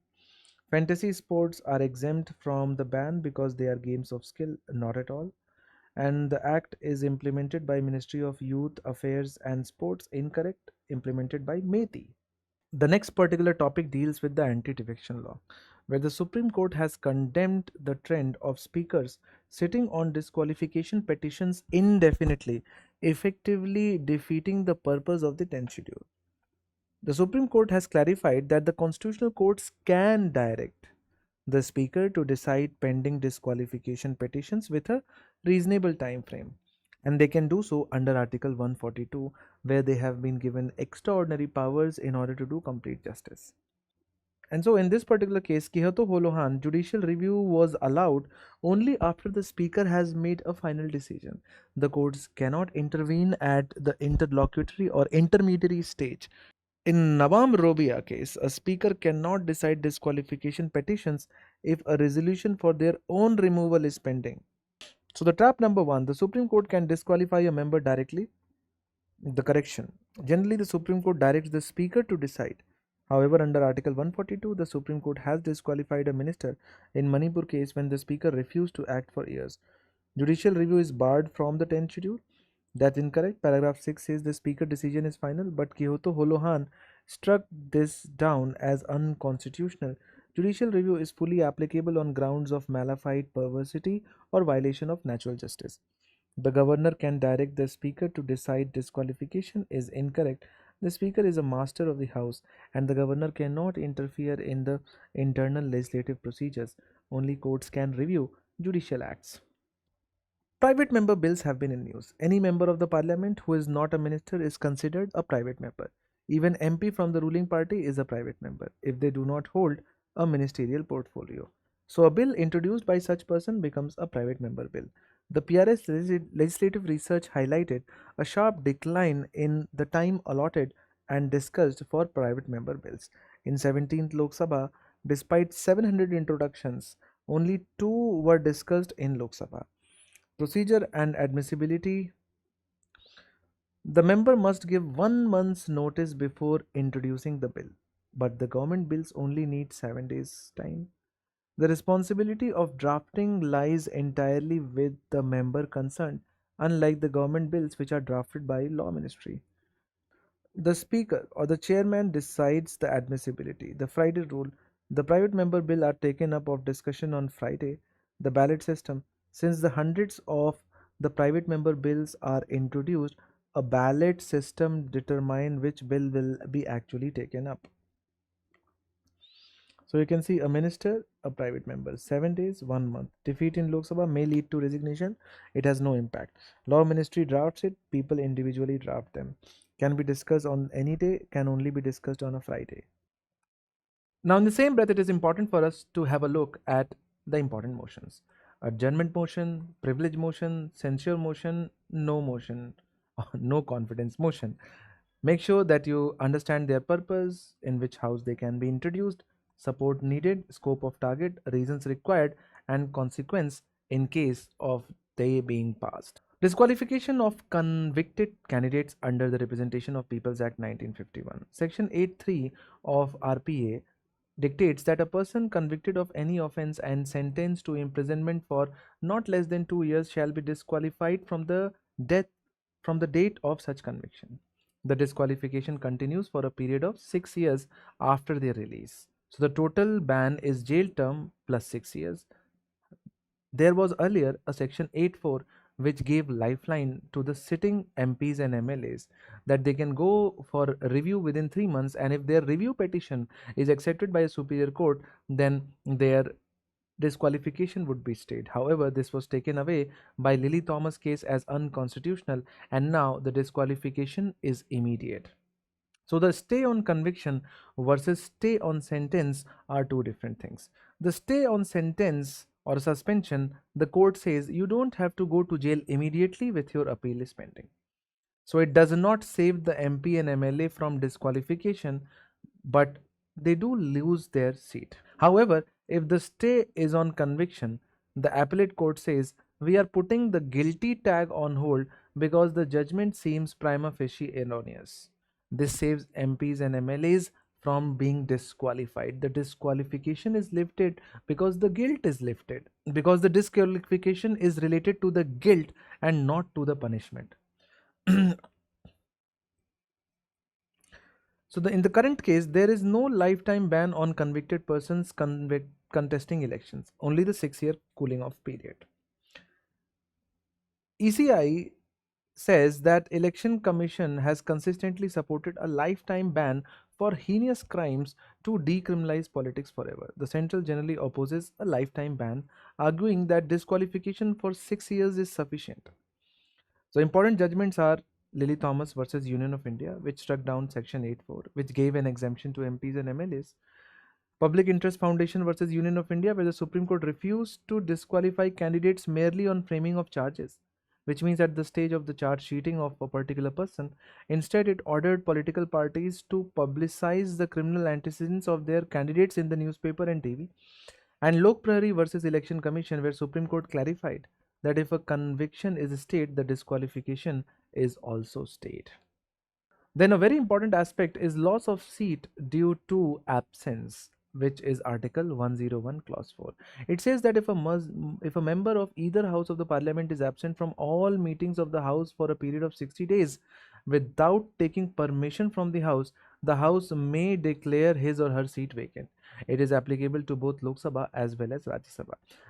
How is 60-day calculated? Any period during which the house is prorogued and any period during which the house is adjourned for more than 4 consecutive days are excluded. So it is largely the working day of the house. Now you should focus on here that first, if the person is absent after taking the permission, then the action will not be needed. But if the person did not take the permission and was absent for 60 consecutive working days, then also it is not mandatory on the House to take an action. The House may go ahead and take the action. So it is not automatic. Just because an MP was absent for 61 days does not mean they instantly lose their seat. Procedure: the House must pass a motion to declare the seat vacant. If the House chooses to condone the absence, the MP retains the seat. Historically, in 2000, Jinder Singh Hamdard lost his seat under this provision. It is rarely used. The next topic is a very important topic that deals with judiciary. And the first topic is trial in absentia. It is a concept where the person accused of a crime cannot be physically located and cannot be physically present in the court. And if you are not able to find such person, will you stop for the person's appearance to complete the trial? If the person is in hiding, if the person has left the country, how long will you have to wait to conduct the trial? And this is what is known as trial in absentia. Earlier, in the old law, the courts could not try the person in absentia but could only record the evidences in the absence of an accused person. They could not pass a final judgment or sentence until the accused was arrested and brought to court. However, under the Bharatiya Nagrik Suraksha Sanhita section number 356, the courts have been allowed to complete the entire trial and also announce the sentence in their absence. So now, you being staying away from the court trial is not going to act as a safety mechanism. However, this particular rule is under some restrictions. First, the person must be declared a proclaimed offender under section 82 of CRPC. It only applies to very serious offenses where the punishment is by death, by life imprisonment, or at least 10 years or more. Which means for minor offenses, you will have to physically apprehend the person, produce that person in court, and only then you can complete the trial. There are other procedural safeguards as well. For example, the court must have issued at least 2 warrants of arrest and returned unexecuted. Then a notice requiring the accused to appear must be published in 2 local newspapers, one in English and one in local vernacular language. And the trial cannot commence immediately. The court must wait for a period of 90 days from the date of framing charges before proceeding in absentia. Now, are there certain rights of the fugitive? Yes. Even if the accused person is absent, the state must provide a defense counsel at its own expense to ensure a fair trial, and the convicted fugitive can appeal against the judgment. However, an appeal can be filed within 3 years from the date of the judgment. Section 479 of BNS is very important provision of the Bharatiya Nagrik Suraksha Sanhita, which is a boon for under trials. People who are right now undergoing prosecution but have not been convicted for any offense. The objective is to facilitate the release of the under trial prisoners on bail if they have already served a significant portion of the maximum possible sentence. In order for us to understand this, let's take an example. A person A was accused of, let's say, theft. This person was arrested by the police. Now, police, when presented the person A in front of a magistrate issued the judicial custody. The magistrate did not release this person, but at the same time did not allow the police custody also. And so the person went to the jail. Now the problem is that the person A does not have the money to hire a lawyer, and probably the free legal aid or the mechanisms of NALSA, SALSA and DLSA are not very effective, and this person rots in jail and it is about to finish the imprisonment term which would be awarded to this person if this person is convicted. And so you can see that's an irony of justice, that even without being convicted of an offense, this person has completed the term. And that is the lacuna of our legal system. And that is why Bharatiya Nagrik Suraksha Sanhita says that if you are a first time offender and if you do not have any past criminal precedent, they shall be released on bond or bail if they have undergone detention for 1/3 of the maximum imprisonment specified for that offense. So if a person A was arrested for theft, and let's say the maximum punishment for theft is 3 years, then after 1 year in jail you can be released on bail if this is your first time offense. For repeat offenders or general cases, the rule remains that release on bail if they have undergone detention for half. So the period is 1/3 for fresh offenders, half for repeat offenders. However, is everybody a beneficiary of this rule is incorrect, because if the offense is punishable with death, if the offense is punishable by life imprisonment, or the proceeding against a person involving more than one offense, if charged with robbery and murder, for example, then the person will not get the benefit of this provision of Bharatiya Nagrik Suraksha Sanhita. Now, the new mandate says that the jail superintendent will identify such eligible prisoners, will file the bail application on their behalf. So, previously, the burden was often on the poor prisoners to hire a lawyer to cite Section 436A, but now the jail authority is legally bound to initiate the process. So, you can see it is the role reversal. Then the next news deals with a very important provision of the Constitution of India, and that is appointment of ad hoc judges in high courts. The Supreme Court has ruled that high courts can initiate the process of appointment of retired judges as ad hoc judges if the vacancies in the high court exceeds 20% of the sanctioned strength, or the cases in a particular category have been pending for over 5 years. More than 10% of the backlog cases constitute old cases. The objective of this provision is to tackle the docket explosion or the increased pendency without waiting endlessly for regular appointments. Because regular appointments are done through collegium, and there's a tussle between the government and the judiciary with respect to the names recommended by each other, and so it creates a bottleneck. With respect to the constitutional provision, Article 224A deals with the appointment of the retired judges at the sittings of the high courts. It is often called a dormant provision which the Supreme Court has now activated. The Chief Justice of the High Court, with the previous consent of the President and the consent of the retired judge, can appoint a person to act as such. Now, these kinds of provisions exist both for the Supreme Court as well as for the High Court. For the Supreme Court, under Article 127, the mechanism is known as ad hoc judges and retired judges under Article 128, and 224A provides for retired High Court judge. Appointing authority is Chief Justice of India. In this case, the appointing authority is Chief Justice of High Court with the previous consent of the President, Under Article 127, it is very, very clear that when you will not have sufficient members to conduct, only then you will follow Article 127. But in order to follow Article 128, you do not really require any kind of condition.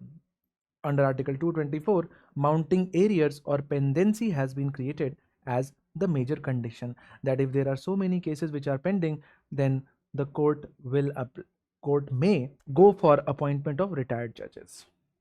Another very interesting case that has been in news in last year is that if offering a bribe a crime if it was refused. And so the answer is yes, offering a bribe is a punishable offense in itself, irrespective of whether the person who was about or who was offered the amount accepted it or rejected it. If the person, let's say A, offers a bribe to B,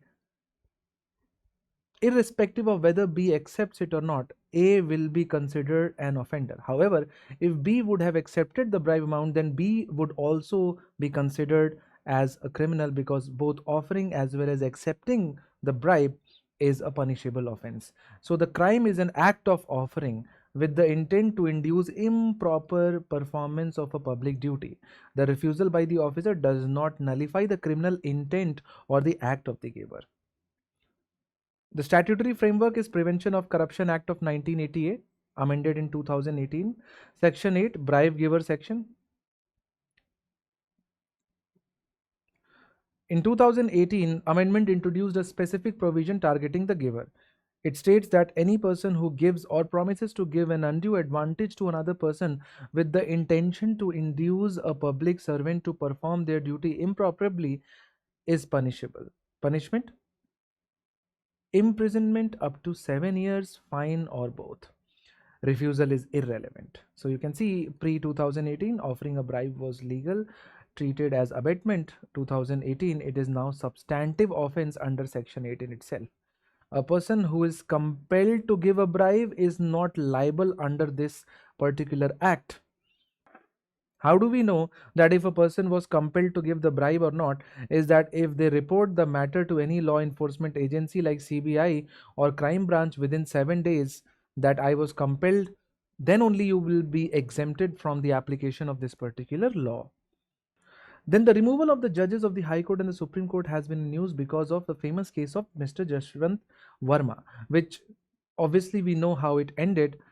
Although the impeachment procedure or the removal procedure was initiated in the parliament, but even before it could be processed through, Mr. Yashwant Verma resigned, ending the process in midway. So the key constitutional provisions involved are Article 124, Clause 4, which deals with the removal procedure for Supreme Court judges, and Article 217, Clause 1b, and Article 218, which apply the same procedure as is applicable to Supreme Court to the judges of the High Court.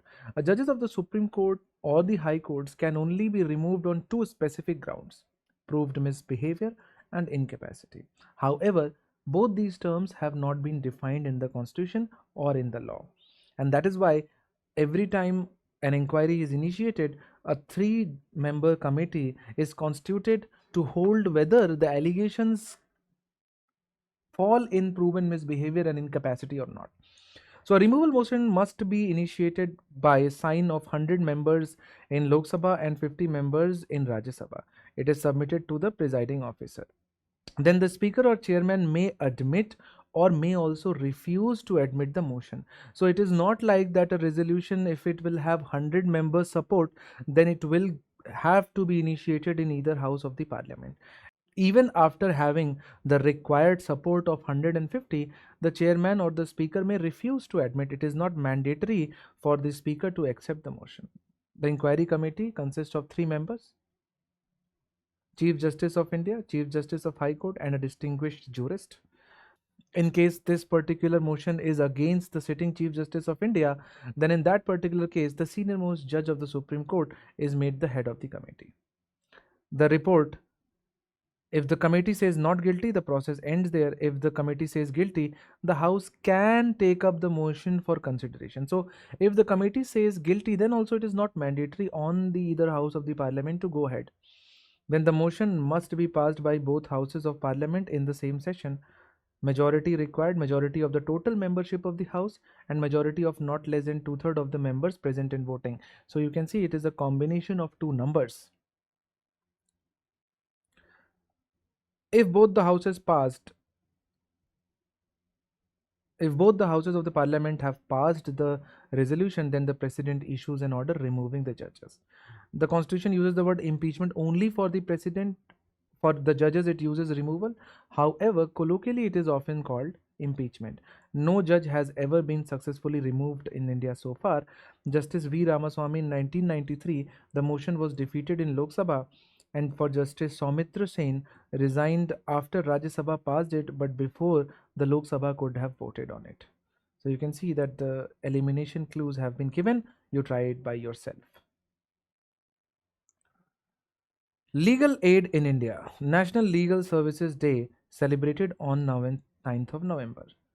It marks the enforcement of Legal Service Authorities Act 1987, which came into force on 9th of November 1995. The objective was to provide free and competent legal services. In a landmark judgment of Hussain Ara Khatun, the Supreme Court ruled that free legal aid would be a fundamental right of every individual, because in case of lack of access to free legal aid, people were being deprived of their life or personal liberty without any procedure established by law. And so National Legal Services Authority was created. At the national level, you have NALSA, which is chaired by the Chief Justice of India; SLSA, which is at the state level, headed by Chief Justice of High Court; at DLSA, headed by the district judge, who is the chairman. If a case is initiated against a person, these are the people who are eligible for free legal aid: women and children, regardless of income; members of SC/ST community, regardless of their background; industrial workmen, regardless of their background; victim of trafficking or beggary, regardless of their background, victims of mass disasters like violence, flood, drought, earthquake, industrial disaster, disabled person or Divyangjan, persons in custody under trials or convicts. Income criteria: persons with annual income less than prescribed limit. Limit varies state from state, but for Supreme Court the limit is 5 lakh. These are the people who are eligible for free legal aid. Now, similarly, you have Lok Adalat, a system of parallel arbitration or conciliation negotiation that the union has initiated under the same Legal Service Authorities Act. It has the decree and the same order as that of a civil court, and the Lok Adalats follow the principle of natural justice. They are not bound by the strict procedure of the courts. Lok Adalat can take both civil and criminal cases, but only compoundable offenses. Non-compoundable offenses are not taken up by the Lok Adalat. So what are compoundable and non-compoundable offenses? So a compoundable offense is a less serious criminal act where the victim and the accused can settle the matter.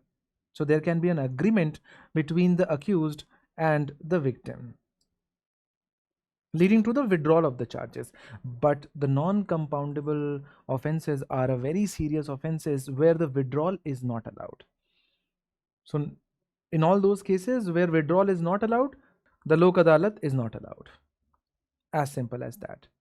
Key initiative that have been in news with respect to Lok Adalat is Legal Air Defense Council system, where ALLSET initiative to provide full-time professional lawyers like public defenders to accused persons in criminal cases, replacing the old assigned counsel system. Telelaw 2.0, connecting beneficiaries with panel lawyers via video conferencing at common service centers. Nyay Bandhu, pro bono legal services by lawyers. Disha scheme, a comprehensive scheme by the Ministry of Law and Justice for designing innovative solutions for holistic access to justice. Some of the common traps can be that free legal aid is a fundamental right mentioned in part 3. That is incorrect. It is mentioned in part 4. It is interpreted out of Article 21. The central government appoints executive chairman of NALSA is also incorrect. The president appoints them in consultation with the Chief Justice of India. Lok Adalat awards can be appealed in High Court. Incorrect. There is no provision for appeal. It is final. It is very important for us to look into the comparative table of Lok Adalat and Gram Nyayalayas. Lok Adalat are created under Legal Services Authority Act 1987. Gram Nyayalayas are created under 2008 Gram Nyayalaya Acts. Lok Adalat are conciliatory in nature. It does not judge or adjudicate. It facilitates compromise or the settlement. Whereas the Gram Nyayalayas function as a proper court, it hears arguments and delivers a judgment on merit. Lok Adalat usually a judicial officer and lawyer and a social worker, whereas Gram Nyayalaya are Nyayadhikari, a judicial magistrate of first class appointed by the state government. So it acts like a proper court. Civil cases and compoundable criminal cases basically go for Lok Adalat because they can be agreed upon and the cases can be withdrawn, whereas civil suits and criminal cases go for Gram Nyayalayas. Lok Adalat not bound by Indian Evidence Act or CPC, not bound by strict rules of Evidence Act. Its orders are treated as a decree of a civil court. Its orders are treated as a decree of a civil court or a judgment in case of a criminal court. No appeal lies against its award. Its appeal is allowed in the district court, and the criminal cases decided by Nyayadhikaris are appealed in the session court. It can be organized anywhere, but it is explicitly decided and designed to be a mobile court. Now, the rarest of the rare doctrine related to death penalty has come into news. The Kolkata Sessions Court convicted Sanjay Roy for the rape and murder of a trainee doctor but declined to award the death sentence. Because, according to the court, the case did not satisfy the rarest of the rare threshold required for the capital punishment. The rarest of the rare doctrine is basically a creation of a reasonable classification between all the cases which are to be punished by death. So in Bachchan Singh versus State of Punjab, a very basic question was asked by the defendant's lawyer that when a person is awarded death sentence for murder, how do judges determine whether a particular case will go for death sentence or a particular case will go to life imprisonment, because both are allowed under Indian law and these two are very different, distinct punishments. And that's when the Supreme Court said, yes, that's violative of Article 14. It will be very arbitrary because now the judges will themselves determine which particular case will go to which particular punishment. And that's when they said, unless and until a particular act is so offensive, it is so rare that it fits the gravest of the grave or rarest of the rare crime, that it will not be awarded death penalty. So the rule is life imprisonment, and only exception in case of rarest of the rare case is death penalty. While it upheld the constitutional validity of the death penalty. So under Bharatiya Nyaya Sanhita, which has replaced Indian Penal Code, the death penalty is possible for rape in specific condition if the rape causes the death of the woman or leaves her in persistent vegetative state, rape of a girl under 12 years, and gang rape of a woman under Section 18, under Section 70. So the common trap is that the death penalty is mandatory for rape and murder cases under new Bharatiya Nyaya Sanhita. It's incorrect. It is maximum punishment, not a mandatory punishment. The issue of domestic work is the largest sector for female employment in India, and yet it remains informal, unregulated, and invisible. And this has been thrown into news again because of its exclusion from definition of workmen under Industrial Disputes Act 1947. There is a lack of minimum wages, fixed working hours, or social security. So it leads to rampant abuse, lack of dignity, and trafficking. No single central law dedicated to domestic workers have been found. They are covered partially under various acts. For example, Unorganized Workers Social Security Act of 2008. Then Sexual Harassment of Women at Workplace Prevention and Prohibition and Redressal Act 2013, POSH Act, and Minimum Wages Act of 1948. Now in this regard, some international conventions and standards are very important. ILO Convention number 189, which talks about decent work for domestic workers. It was adopted in 2011. It recognizes domestic work as work and domestic workers as workers who are entitled to the same basic rights as other workers. India voted in favor of adoption but did not ratify it. So the common trap is there is a central law mandating minimum wages for the domestic workers across all states is an incorrect statement. Minimum wages for domestic workers are a state subject scheduled employment. Some states have notified it, others have not. So this is a very, very important aspect. Then a doctrine of prospective overruling has been in news. It is a judicial tool where court declares a law or legal principle invalid but mandates that the ruling will only apply for the future cases. It saves past transactions, judgments, and orders based on now invalid law from being reopened or declared illegal. It originated in the American jurisprudence. It was first applied in IC Golaknath versus State of Punjab case, where the Supreme Court ruled that the Parliament cannot amend fundamental rights. However, to prevent the chaos, it validated First, Fourth, and 17th Amendments and said the restrictions apply only to the future amendments. Because First, Fourth, and 17th Amendment were the amendments through which the fundamental rights were abridged. Now, if they were to be held null and void going back in time, it would have created a lot of chaos. So why is it used?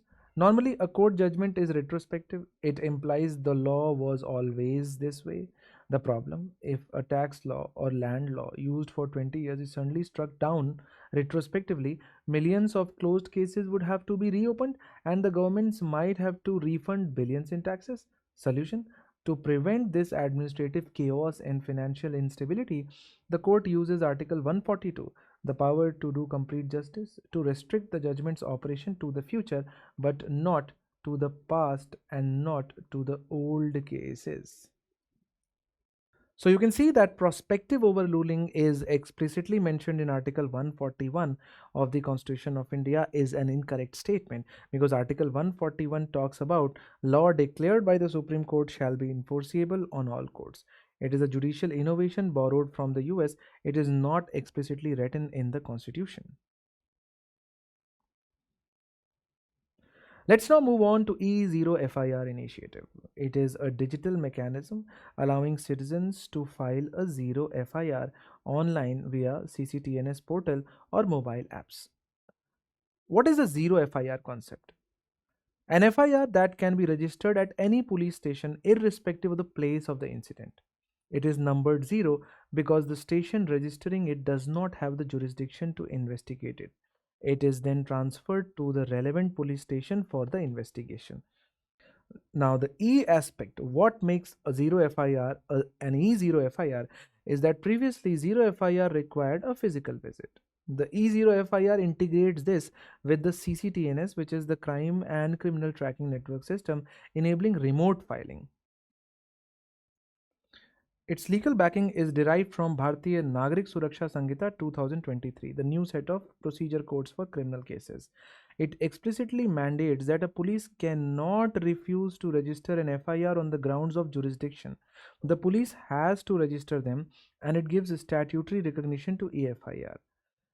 It is also bound by a 3-day rule. For an EFIR to be treated as a regular legal FIR, the complainant must sign the physical copy within 3 days.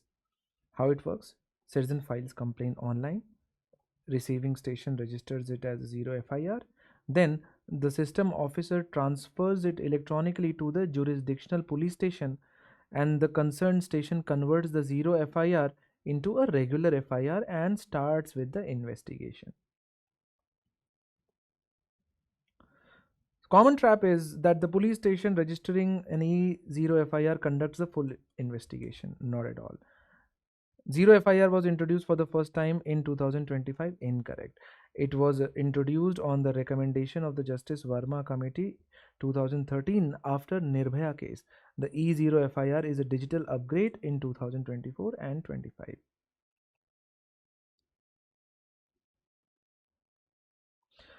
Then the triple test for OBC reservation in local bodies.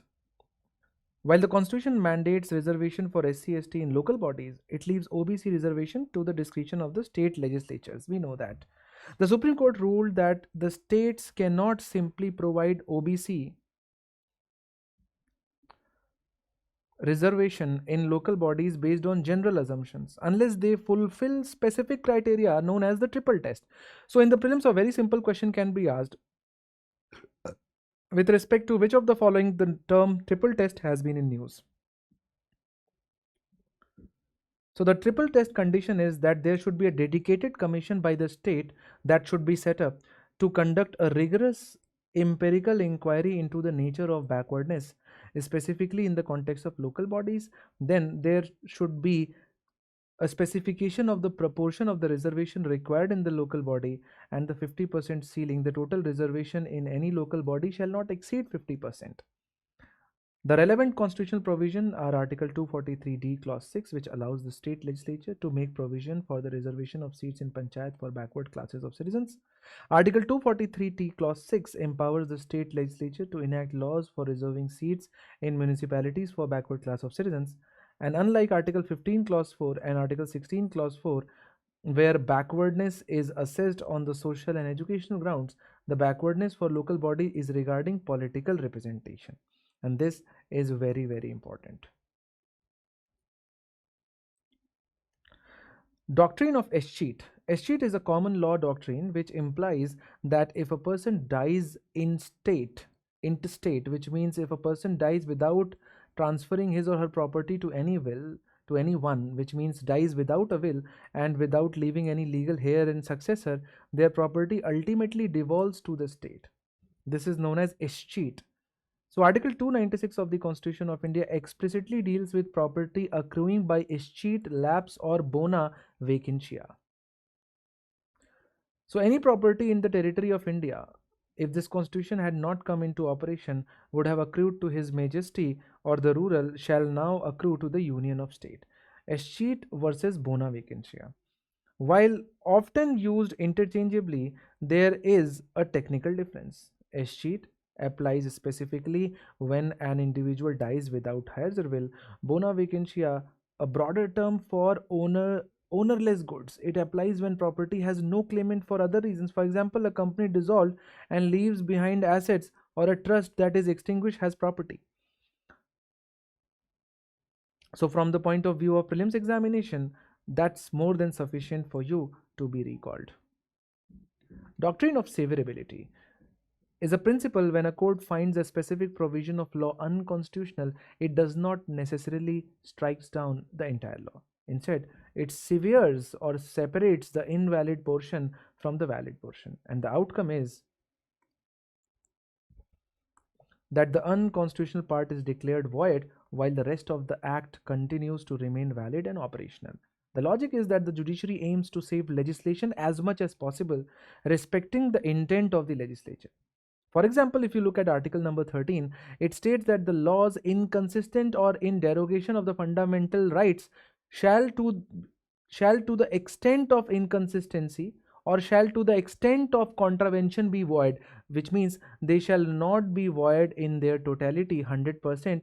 They shall only be void into the percentage they violate fundamental right. For example, if there is a law which has 3 sections and section 3 violates article 14, if it is challenged in the Supreme Court, only the third section would be considered as invalid. It was interpreted in RMD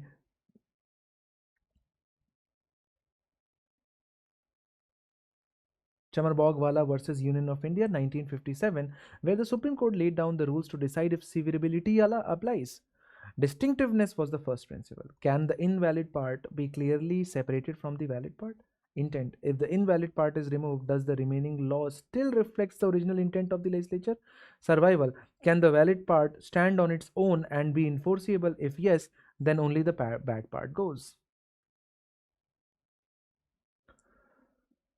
Mandatory disclosure of arrest grounds, Article 22 and BNSS. The Supreme Court held that commuting the grounds of arrest to an accused is mandatory and sacrosanct. This applies to offences under both IPC and the new Bharatiya Nyaya Sanhita. The court reiterated that the grounds must be communicated in a language understood by the arrestee. Now, drawing from Pankaj Bansal 2023 case, the trend is now to provide grounds in writing to ensure the accused can effectively seek legal remedies or bail. The related constitutional and statutory frameworks are Article 22 and Section 47 of Bharatiya Nagrik Suraksha Sanhita. No person who is arrested shall be detained in custody without being informed as soon as may be of the grounds of the arrest. This is the fundamental right. And under Section 47 of BNSS, it is the duty of the police that every police officer attempting to arrest a person without a warrant must inform them of the full particulars of the offense and the grounds for the arrest. Right to bail, it is a bailable offense. The police must explicitly inform the arrestee of their right to be released on bail. Reasons versus grounds. The court has distinguished between the two. Reasons means the internal police justification of the suspicion of theft, for example. Whereas a ground is a specific facts or allegation that is rooted in law. You were seen entering the bank at 10 p.m. So the reasons and grounds are different. So the common trap is the police can withhold grounds of arrest in cases of terrorism or national security. That's incorrect. Under 22(1), the grounds must be communicated. However, under preventive detention laws, Article 22, Clause 3 gives an exemption, and facts considered against the public interest to disclose may be withheld. Trap number 2, informing the family member of the arrestee is a substitute for informing the arrestee. Incorrect. Informing the family is an additional duty. The primary duty is to inform the arrestee. Trap number 3, this right applies only to cognizable offenses. Incorrect. It applies to any arrest. That brings us to this chapter's end.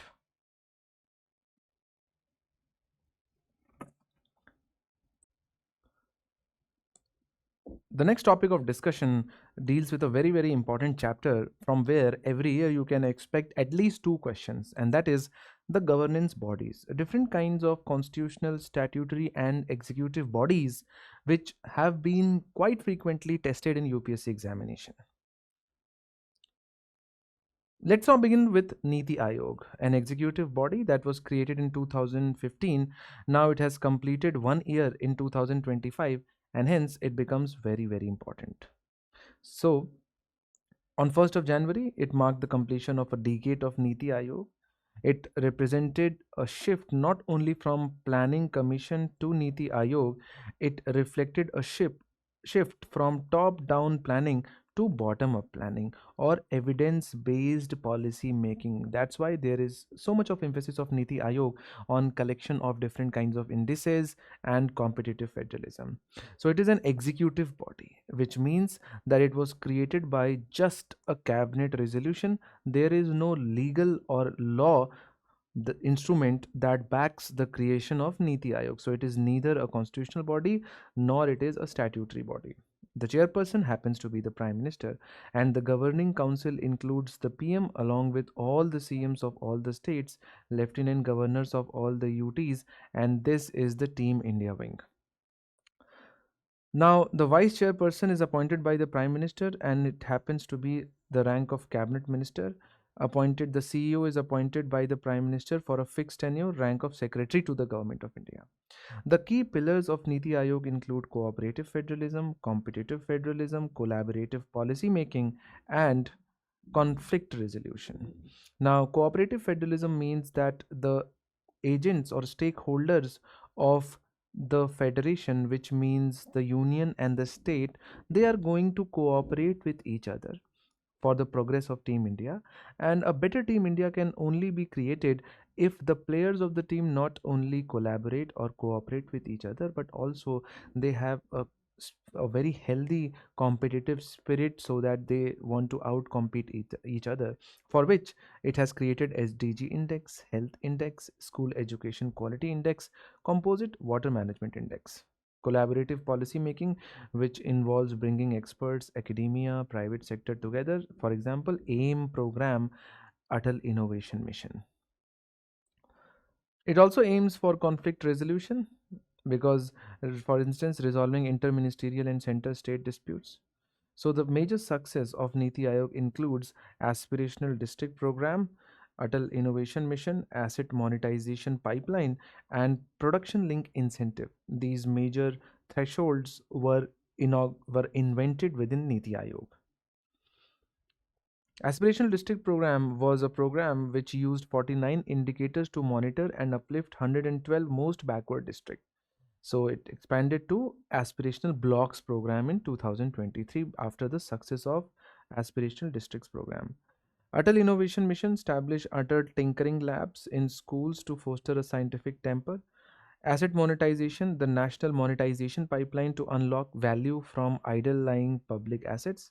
And production link incentive was a Niti Aayog played a key conceptual role in designing PLI schemes for manufacturing.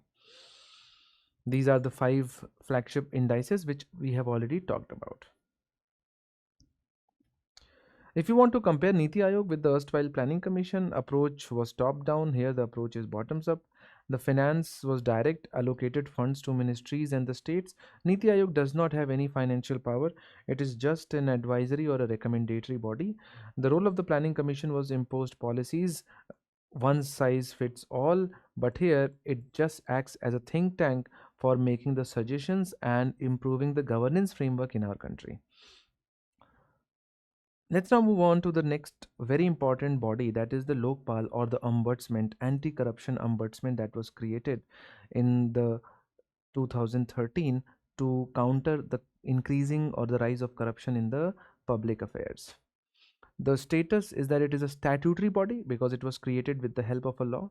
Its composition, it consists of chairperson, including total 8 members. So out of 8 members maximum chairperson is counted, out of which 50% must be judicial members, former judges of the Supreme Court or Chief Justice of High Court, and 50% of the people must be from SC, ST, OBC, minority and women. So the total combination of 50-50 will be applicable on all the 8 members.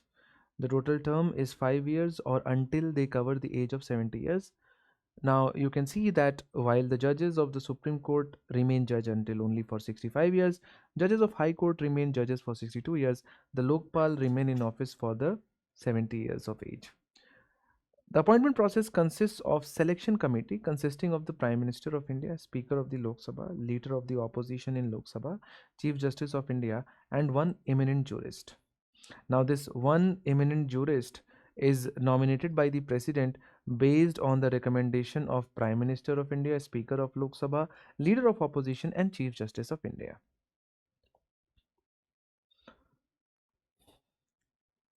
Now, which constitutional bodies and authorities are covered under the ambit of Lokpal? You can see that the Prime Minister is covered, but only partially, because there are exceptions.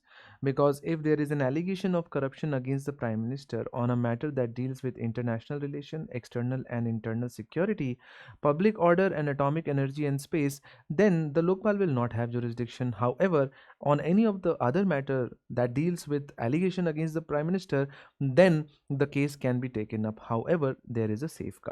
Inquiry against Prime Minister requires approval of two-thirds of the full bench and must be held in camera. However, the recording is kept secret. The ministers and MPs are subject to Article 105. Central government, Group A, B, C, D officers. Others, any society, trust, body receiving foreign contribution above 10 lakh or fully financed by the government. Now, what are the powers of the Lokpal? It has the power of superintendence over CBI. It can direct CBI to investigate cases, and if a case is referred to CBI by Lokpal, the investigating officer cannot be transferred without the Lokpal's approval.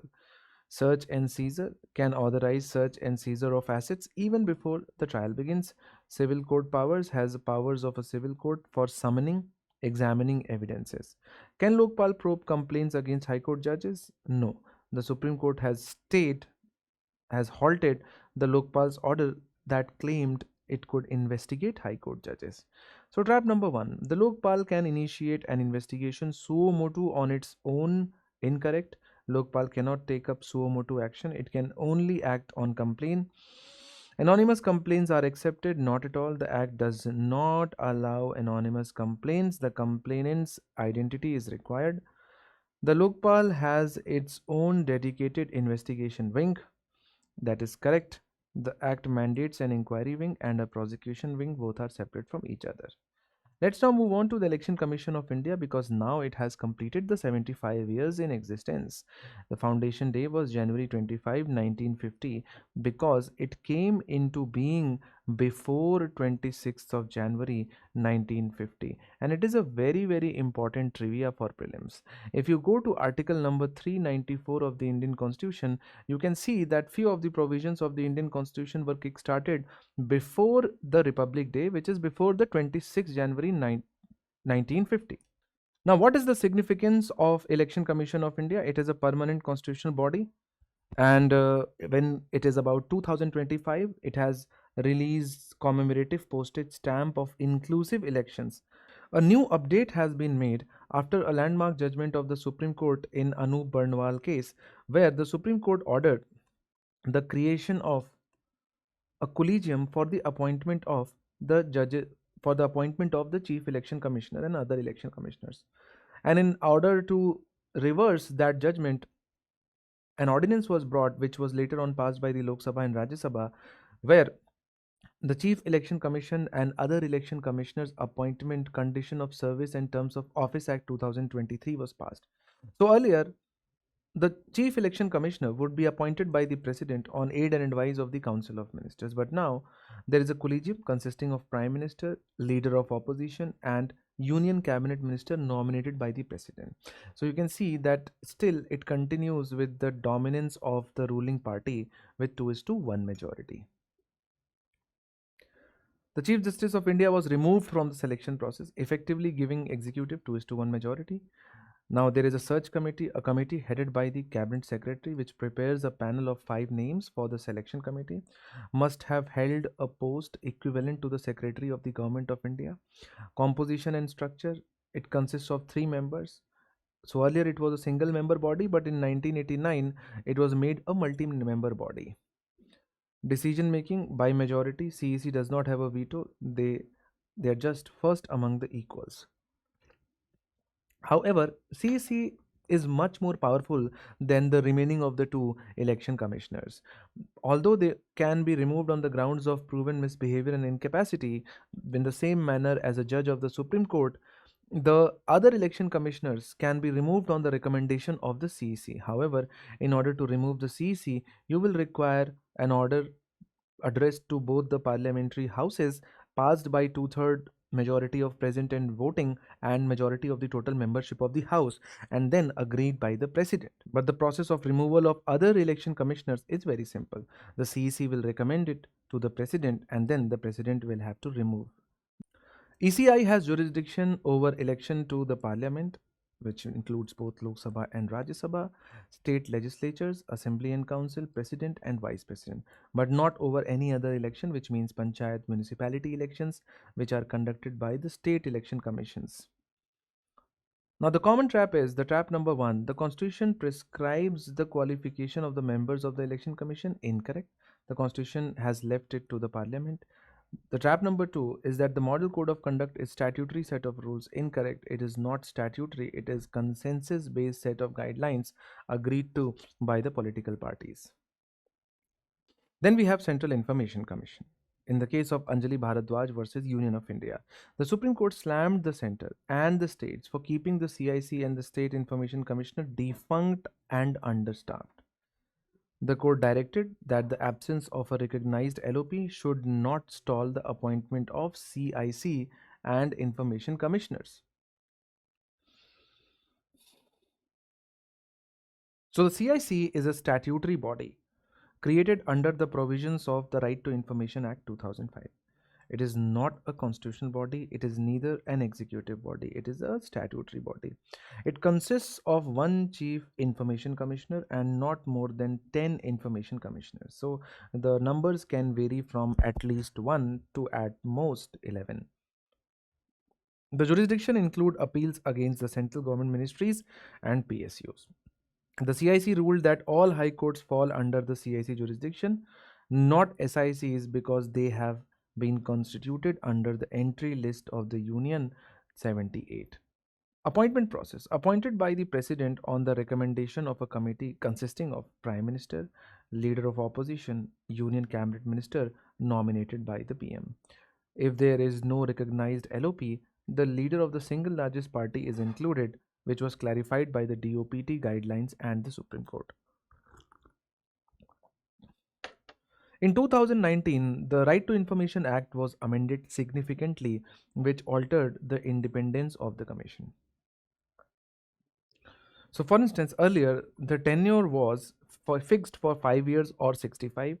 Now, the Amendment Act made it as prescribed by the center. So, center, by prescribing the rules, can increase or decrease the term, and that takes away a huge sense of independence, because just through an executive notification you can do that.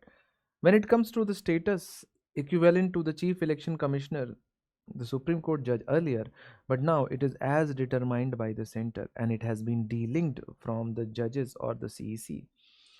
For state information commissioners, the tenure and salaries were fixed by within the act, but now again it has been controlled by the central government. When it comes to the powers and functions, it has under section 4, it can direct public authorities to publish information proactively, automatic disclosure. It has a power of a civil court in our country. It has a power of civil court, which means that it can summon and require documents to be presented in front of them.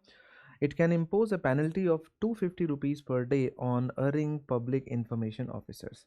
It can order a public authority to compensate the applicant for loss, and the decisions of the CIC are binding, subject to the writ jurisdiction of the High Court and the Supreme Court. It reports to the central government annually in form of annual report.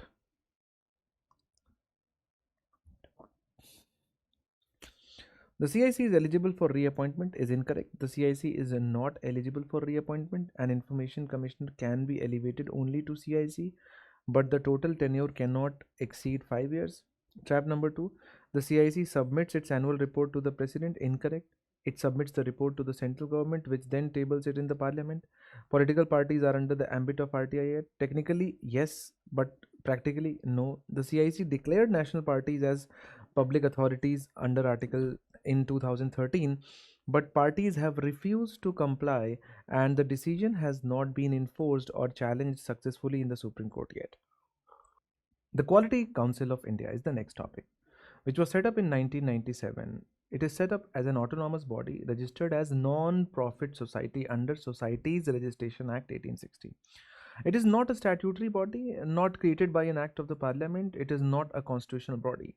It is a PPP model, public-private partnership. The Government of India and three industry associations, ASSOCHAM, CII, and FICCI, have come together to formulate the Quality Council of India.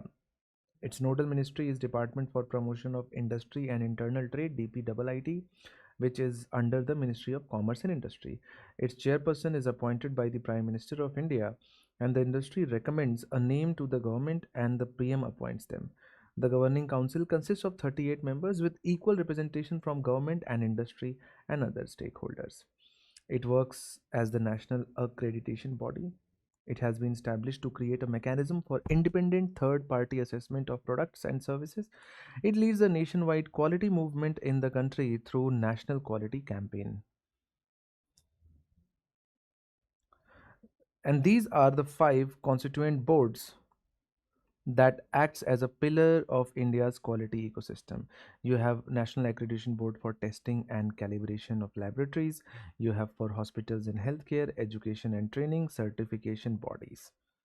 QCI Surjaya recognition and ranking framework was released in 2025, because of which we had to go through the QCI discussion. Its objective is to rank states and UTs on quality parameters to drive excellence. Its pillars are Shiksha, Swasth and Samriddhi, education, health and prosperity. Rankings based on NABL and NABET. So this is NABL and NABET. It was based on zero effect, zero defect certification for MSMEs, where the QCI took Gunvatta Sankalp and Sarpanch Samvad, a series of state level quality pledges held in UP, Odisha, Nagaland to mobilize quality consciousness at the grassroots level. The National Medical Commission has been in news, which has completed 5 years of operation. It was established by the National Medical Commission Act of 2019. It replaced the erstwhile Medical Council of India. Why? Because the Medical Council of India was plagued by corruption and was an elected body, which basically doctors electing doctors, creating a conflict of interest. The National Medical Commission is selected body appointed by the government to ensure accountability. Consists of 33 members. Chairperson is appointed by the central government, as we have seen, but then there are ex officio members. The members, the presidents of the four autonomous bodies, DGHS, DG, ICMR, whoever will be the DG will automatically become the member of National Medical Commission. There are also part-time members representing the concerns of the states and the UTs and medical experts. It has a search committee headed by Cabinet Secretary. Medical Advisory Council, a platform where state UTs can express their views. It advises the NMC. The four autonomous boards, unlike the centralized MCI, the NMC works through four distinct boards. And this has been done to avoid any kind of conflict of interest. For instance, UG Medical Education Board sets standards and curriculum for MBBS programs across the country. PG Medical Education Board sets standards and curriculum for PG. Medical Assessment and Rating Board, which the inspector, it inspects colleges, grants permission for new seats and rates institution. It can also impose fines. And Ethics and Medical Registration Board maintains the National Medical Register and regulates profession. So four important tasks that are to be performed for a medical sector have been decoupled. Then key reforms and power. Next, National Exit Test, a common final year exam for MBBS students, acts as a licentiate exam. In order for anyone to practice, you are required to qualify this. Then you have PG entrance replacing NEET PG. plus screening test for foreign medical graduates FMGs. Status implementation currently delayed until 2026. The NMC has the power to frame guidelines for the determination of fees for 50% of the seats in private medical college and deemed universities.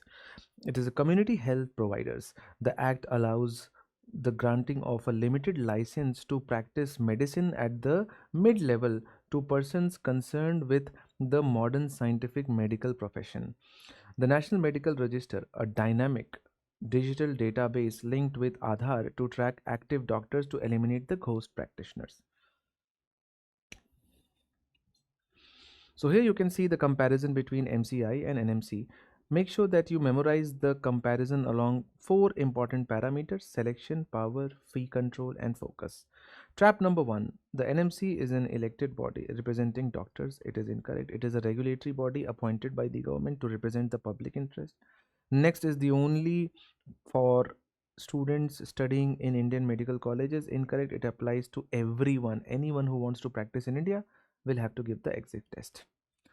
Then 50 years of emergency has brought the provisions of Article 352 until Article 359 into the news again.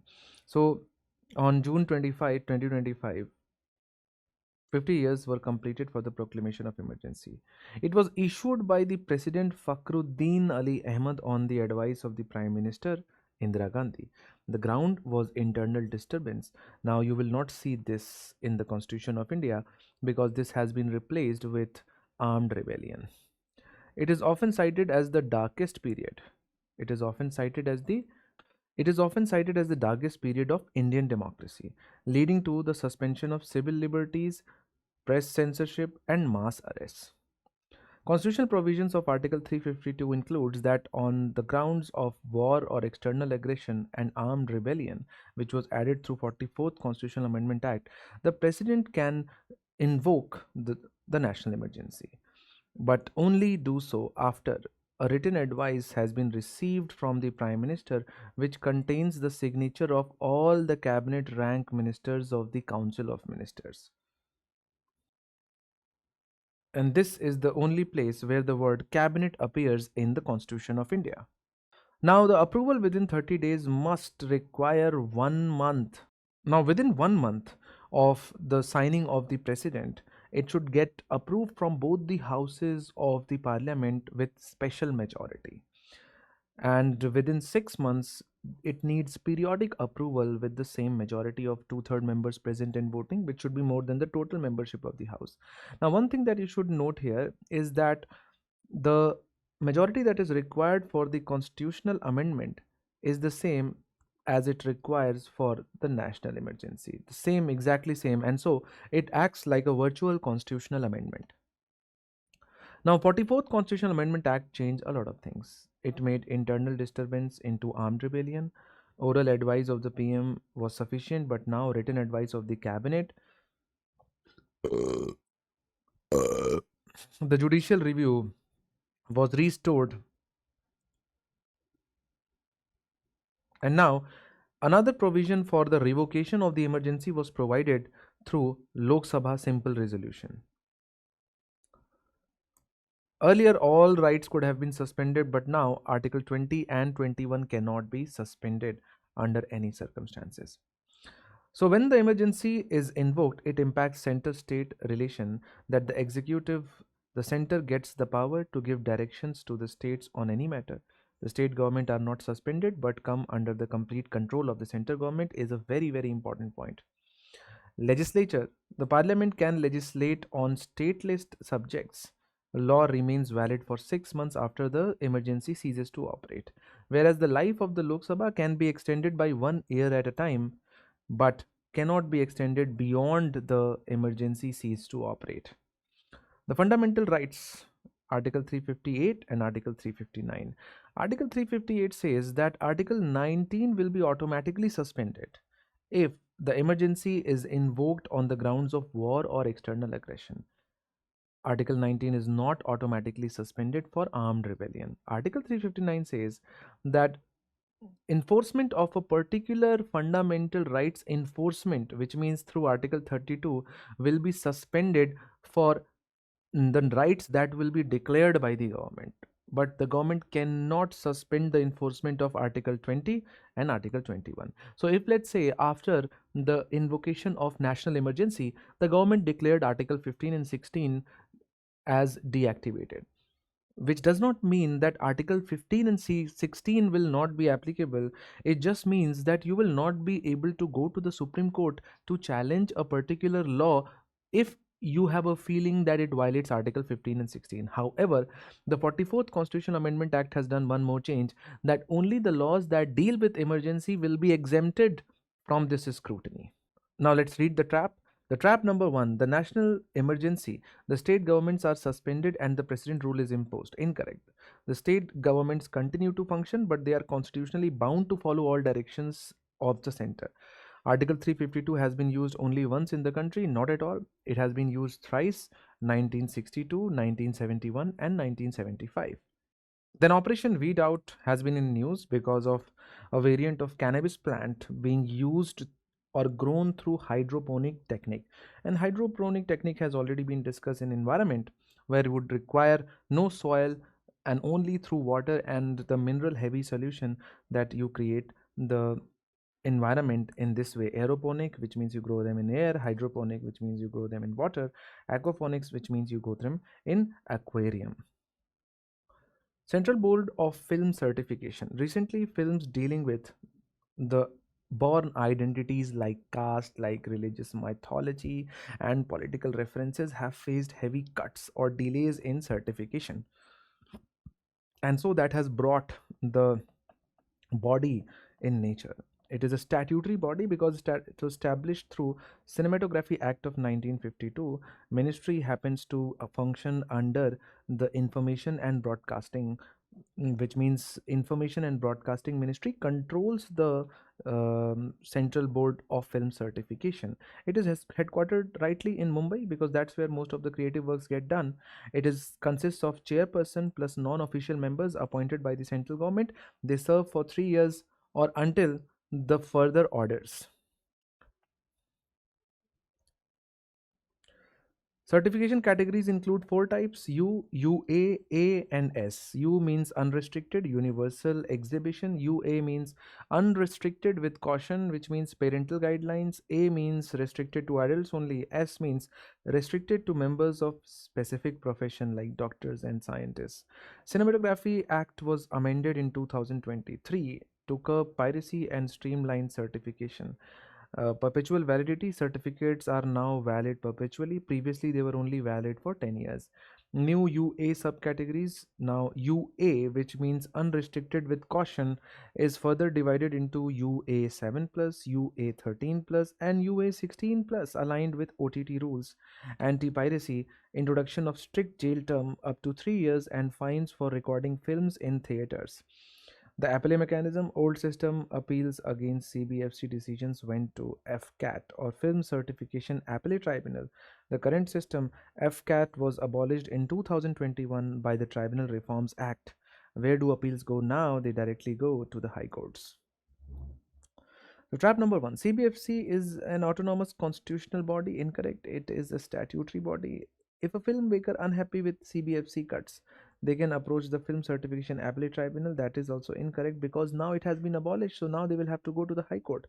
The trap number three: CBSC can only certify films but cannot order cuts. That's also incorrect. While the name says certification, the act empowers it to refuse certification or suggest modification if the content violates the guidelines which are against the public order, it's hateful, or it is indecent or immoral. Our favorite constitutional body has completed 100 years of its formation. It was formed on 1st of August, 1st of October. 1st of August is the age cutoff date calculated used by the UPSC. On October 1st, the UPSC entered its 100th year. The first Public Service Commission was established on 1st of October 1926 under the chairmanship of Sir Ross Barker.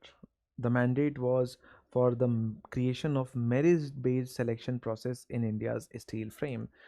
In 1924, it was recommended by the Lee Commission. In 1926, the first Public Service Commission was set up.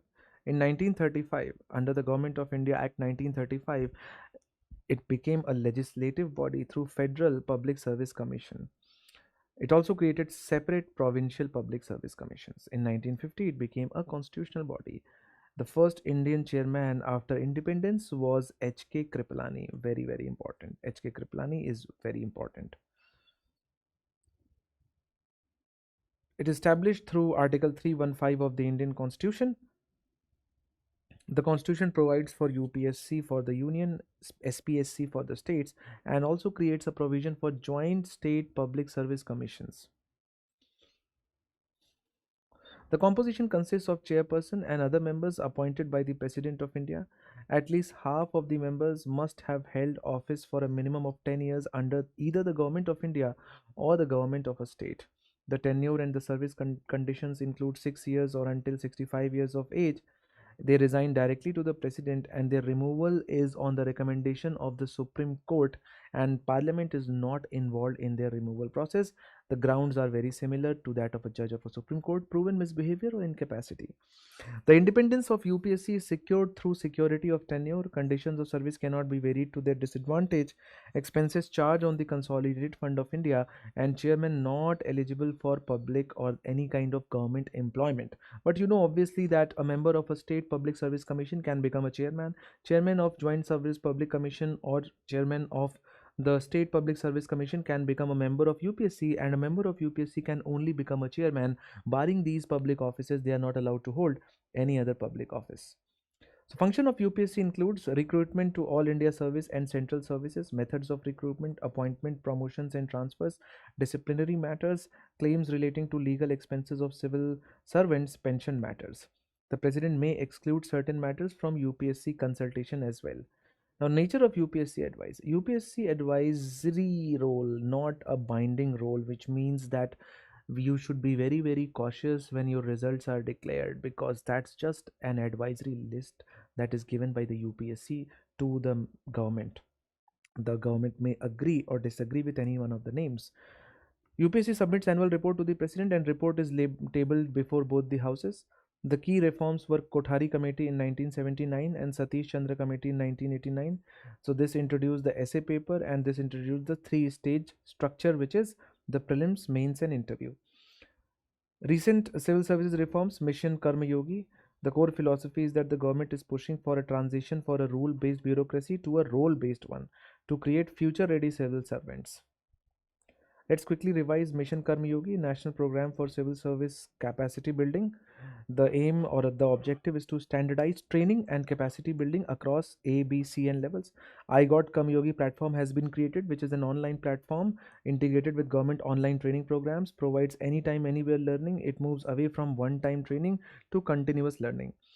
The UPSC has also led the lateral entry reform. It is direct recruitment of domain experts, which means if people have performed well and they have specialized well in their own field at the level of joint secretary, director and deputy secretary, the objective is to bring in fresh ideas, specialized domain knowledge and efficiency conducted by UPSC. And then Arambh, Common Foundation Course, an initiative to bring all probational of all services and central services together for a common foundation course at Labasana, fostering the camaraderie and breaking silos early on. EHRMS 2.0, end-to-end digitization of the HR process. So trap number 1, the Constitution specifies the strength of the UPSC Commission. Incorrect. The Constitution leaves the strength of the discretion of the President. The trap number 2, Lee Commission recommended the abolition of the Indian Civil Service. Incorrect. It recommended the establishment of a commission to recruit it. Let's now move on to the next important part. For understanding the report of 16th Finance Commission, there is no better resource than PRS Legislative Research original document talking about the summary of the 16th Finance Commission report. So you know that Finance Commission is a constitutional body constituted by the President every 5 years to make a recommendation on center-state fiscal relations. The 16th Finance Commission was chaired by Dr. Arvind Pangadia and was tabled on 1st of February 2026. Key recommendations of the Commission include: number 1, dealing with the share of the state in central taxes. So the share of the state's indivisible pool of the central taxes has been recommended at 41%, which is exactly the same share as recommended by the 15th Finance Commission. Divisible pool is arrived at after excluding the cost of collection and cesses and surcharges from the gross tax revenue collected by the central government. Criteria for devolution. To provide for the distribution of the central taxes among the states, the Finance Commission defines a formula on the basis of different parameters. For example, income distance, population as in 2011 census, demographic performance, area, forest, tax and fiscal efforts, contribution to GDP. These were the parameters on which the horizontal devolution, which means the divisible pool to be further divided into different states, the formula was having this much of weightage. However, in 16th Finance Commission, there are few changes that we can see. For example, the share of the income distance has reduced from 45% to 42.5%. The share of the population as in 2011 census has been increased. Demographic performance, which means how well you were able to control your population, has reduced. Area has reduced, or the focus on the area has reduced. The focus on forest, which is the revenue foregone, is the same. The tax and fiscal efforts has been removed. However, contribution to GDP has been given 10% weightage, which is basically counterbalances the loss of weightage by the South Indian states because of population. Per capita GSDP or distance, which is income distance. The 16th Finance Commission defined income distance as the difference between the per capita GSDP of a state and the average of the per capita GSDP of the top 3 large states with the highest per capita. The per capita GDP has been computed as the average over period of 2018-19, 23-24, which excluded the 2021 pandemic year. The state with a lower per capita will receive a higher share on this parameter to maintain equity among the states. Population. On this parameter, the share of devolution is determined based on the share in the proportion of the population as per the 2011 census. Demographic performance. The 15th Finance Commission had introduced this parameter to award states for controlling population on the basis of total fertility rate. The 16th Finance Commission has redefined this to account for population growth between 1971 and 2011 instead of relying on the change in total fertility rate. States with lower population growth will have a higher share under this parameter. Forests. The 16th Finance Commission has assigned weightage to both the share of a state in the overall forest area and its share in the increase in overall forest area between 2015 and 2023. Further, it has also considered open forests in arriving at the total forest area. In contrast, the 15th Finance Commission has considered only dense and moderately dense forests and defined the parameter only in terms of share in the overall forest area. So this is very, very important. Now, the contribution to GDP. The 16th Finance Commission has introduced this parameter to account for the contribution to the national GDP. This replaces the tax and fiscal efforts parameter used by the 15th Finance Commission. Contribution to GDP by a state is calculated as the squared root of GDP to some squared root of the GSDP of all states. The GSDP of each state has been measured as the average nominal GSDP between 2018-19 and 2023 and 24. The 16th Finance Commission has recommended grants worth around 9.47 lakh crore over the 5-year period. These comprise grants for urban and rural bodies, disaster management. The 16th Finance Commission has discontinued the following grants: revenue deficit grants under Article 275, sector specific grant and space specific grants. So grants for local bodies. 16th Finance Commission has recommended grants worth rupees 4.4 lakh crore and 3.6 lakh crore for rural and urban local bodies. These grants are divided into 80% of the basic grant and performance based is 20% component. Special infrastructure grants and urbanization premium grants have also been recommended for local bodies. All local bodies grants will be made available upon fulfillment of 3 entry level criteria: constitution of the local level bodies as per the constitution, publication of provisional and audited accounts of the local bodies in the public domain, and timely constitution of state finance commission. 50% of the basic grant will be untied and 50% of it will be tied to sanitation and solid waste management and water management. When it comes to the performance grants, these grants for local bodies are further divided into state performance grants and local body performance grants. State performance grants will be made available upon the meeting a minimum benchmark for transfers to local bodies and their own resources.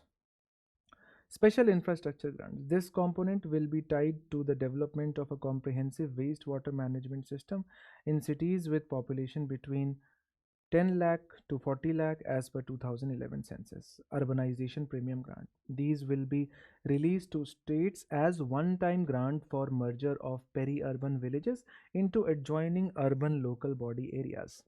Disaster management grants. The commission has recommended disaster management corpus of around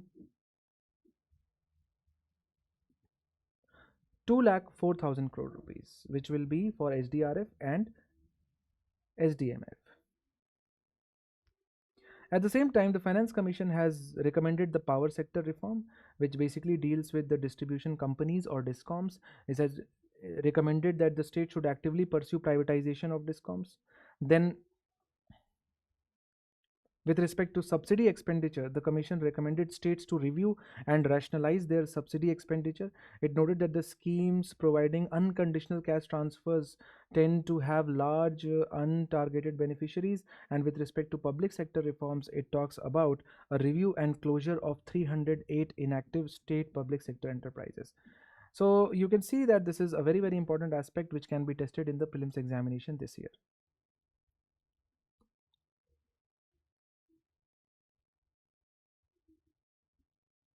Let's now begin with the new part, the caste census.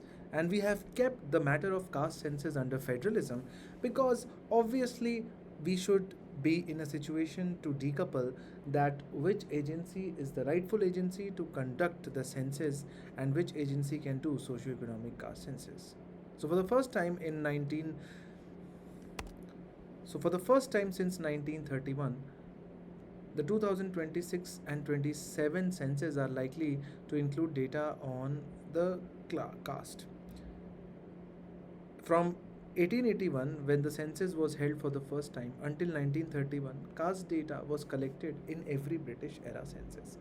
1941 data collected but did not publish it because of the Second World War. From 1951 to 2011, independent India decided not to enumerate caste except for SC and ST to prevent casteism. Socio-economic and caste census of 2011, a separate socio-economic and caste census was conducted, but the caste data was never released due to errors and complexities because 46 lakh caste names were reported. So let's first understand the 10 yearly census or decennial census are done under Census Act of 1948, whereas the socio-economic caste census done under executive order. The decennial census, strictly confidential, data cannot be revealed to any agency or court. The socio-economic caste census, the personal data is open for use by the government department to grant restrict benefits. The purpose is to provide a general demographic portrait of the nation. It is to identify specific beneficiaries for welfare programs. The agency which conducts the census is Registrar General of India. The agency which conducts the caste economic census is Ministry of Rural Development and Ministry of Housing and Urban Affairs. The constitutional and legal framework is very simple. Union list under entry number 69 carries census is an exclusive union subject. So the states like Bihar, Karnataka conduct surveys, they do not conduct census, utilizing entry number 45 of the concurrent list, collection of statistics. Article number 340 empowers the President to appoint a commission to investigate the condition of socially and educationally backward classes. Article 341 and 342 defines SCs and STs. So the SC status is religion specific, Hindu, Sikh, Buddhist only, while ST and OBC status is religion neutral. Why caste census needed now? Rohini Commission has recommended the subcategorization of OBC, and a major problem in the subcategorization is the lack of data. Breaching of 50% cap, Now, to legally justify exceeding the 50% reservation cap set by Indira Sahni, states need quantifiable data of backwardness. SC subclassification. Under the latest case of Punjab, the Supreme Court is now also coming with the subclassification scheme within the scheduled caste. हाँ 2000 अभी मैंने विकास भैया देंगे आपको 13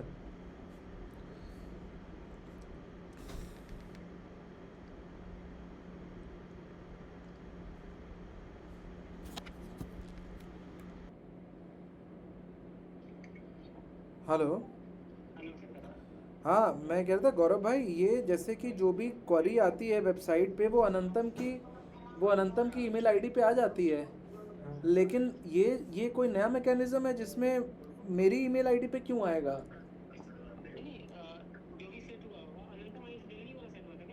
हाँ अनंतम IAS Delhi है जब भी कोई बच्चा बुक का डेमो या इस तरह करता है ना तो वो अनंतम आईएएस दिल्ली पे आता है नहीं पर्सनल नहीं है एक बार अनंतम आईएएस दिल्ली के स्पैम अकाउंट में देखें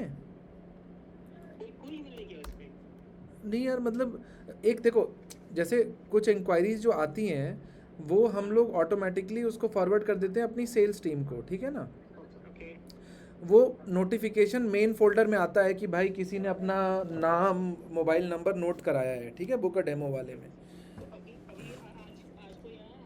एक मिनट चेक करते हैं आज कोई मेल नहीं आया उसमें ना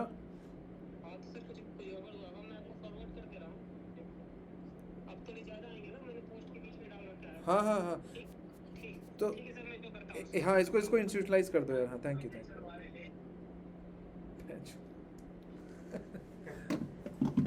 वो सब इंक्वायरी फेक टाइप लग रही थी वो सारी फेक थी उस पर कॉल किया 15 लोगों को कॉल किया था मैं बैठे हुआ तो उसमें आधे लोगों ने फ़ोन काट दिया और आधे लोगों को यूपीएससी नहीं पता था क्या है तो मतलब ऐसे कुछ करते करते वहाँ सर पहुँच गए थे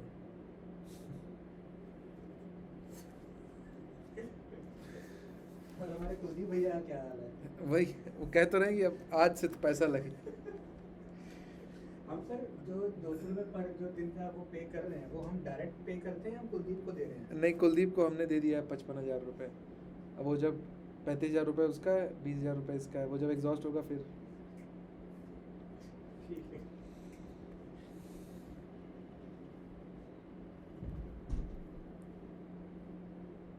So the census, the Union Cabinet chaired by PM Narendra Modi approved the proposal for the census of India 2027 on December 12. It will be the 16th census of India and 8th after independence. It breaks the hiatus caused by missed 2021 census deadline. The census will be conducted in two distinct phases. Phase number 1, where the house listing and housing census will be done. It will consist of listing of houses and assessing amenities like water, electricity, housing quality. And the phase number 2 will be about enumerating the population.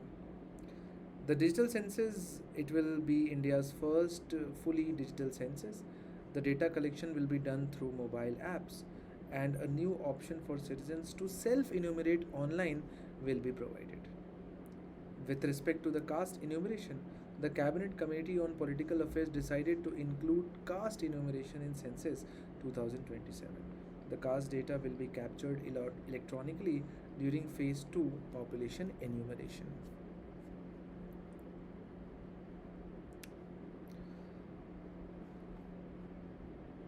This is the first time since 1931 that a comprehensive caste data beyond SC/ST will be collected in decadal census.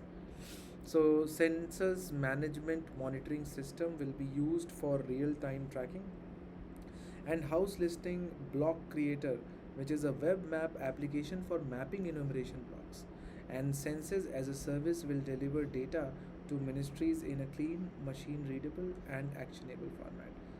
Legal framework, Census Act 1948 rules, the Census Rules 1990.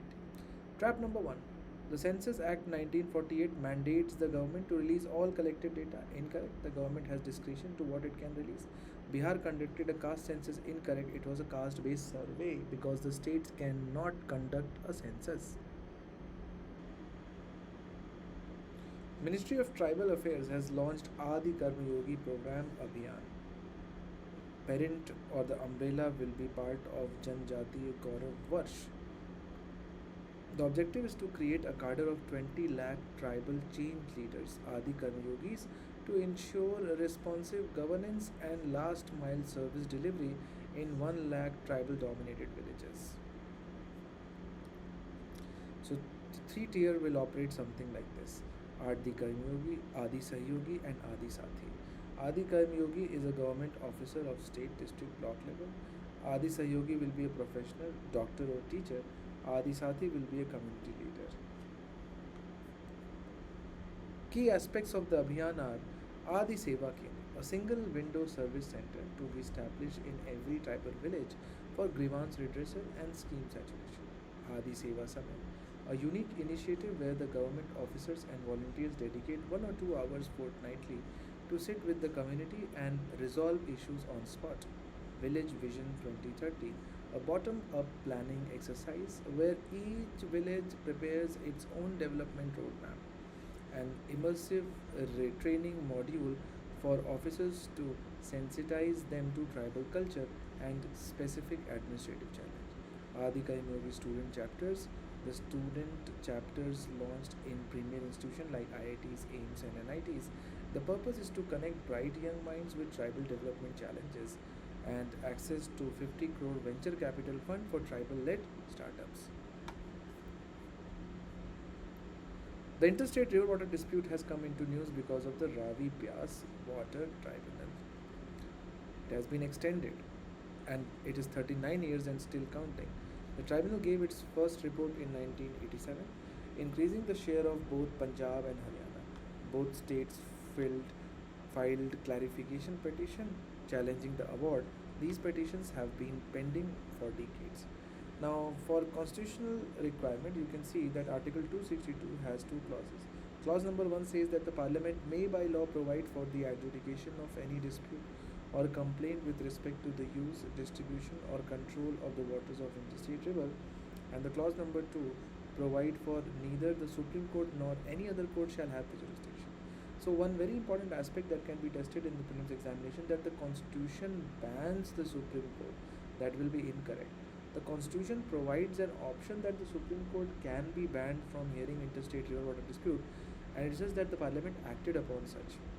When you look at the legislature, the state list entry number 7 contains water supplies, irrigation, canals, drainage, embankments, water storage, and water power. However, entry number 56 in the union list, regulation and development of interstate river and river valleys to the extent to which such regulation and development under the control of the union is declared by Parliament to be expedient in the public interest.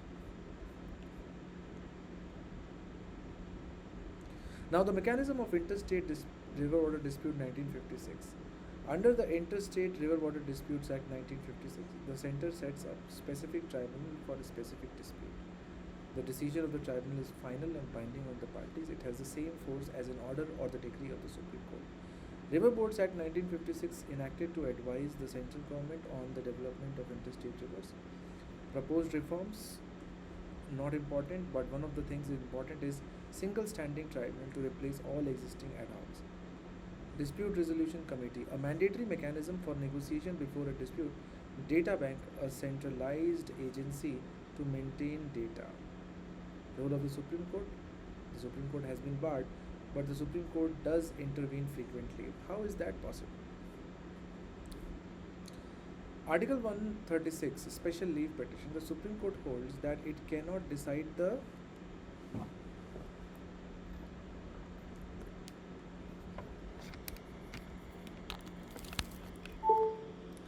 technicalities of the water sharing, which is what exactly it has been banned from. But it can check if the tribunal award is arbitrary, violative of natural justice, or if the act was not followed properly. And after all, what is life without water? And hence Article 21, access to drinking water. Common traps include trap number 1, water is exclusively a union subject since river flows across the state is incorrect. It is primarily a state subject. Trap number 2, the Supreme Court has original jurisdiction to decide interstate river water dispute, incorrect. President of India sets up. Incorrect. The central government sets them up.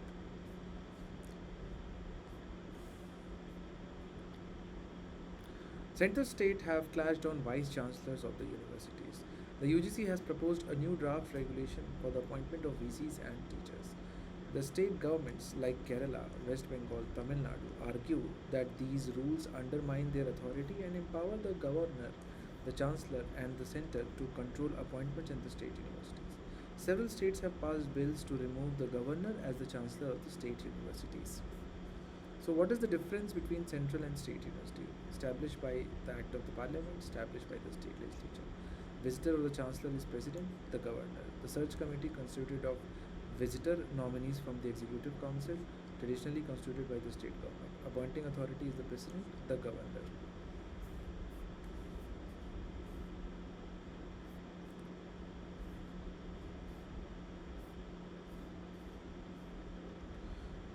So look at the new draft UGC regulation 2025. And the legal and constitutional framework is the concurrent list entry number 25, education including technical education, medical education and universities. Then a repugnancy of Article 254 if a state law, which means state university acts, conflicts with the central law, UGC Act, the central law prevails. The governor to act as the chancellor and work in personal capacity. Sarkaria Commission recommended this. Punchi Commission said explicitly recommended that the governor should not be the chancellor of a state university. The Supreme Court verdicted under Gamidharan K. Gadvi case of 2022, where the Supreme Court ruled that UGC regulations are mandatory for state university if they want central funding or recognition. Any appointment of a VC contrary to UGC regulation is void ab initio.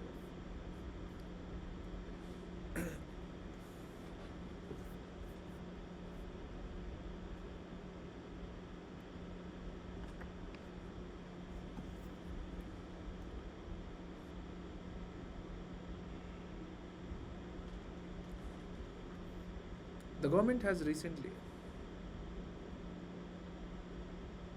the Election Commission has conducted the Special Intensive Revision, which has been in news throughout the year. It is a comprehensive house-to-house verification exercise conducted by ECI to update the electoral rolls. There is special summary revision and special intensive revision.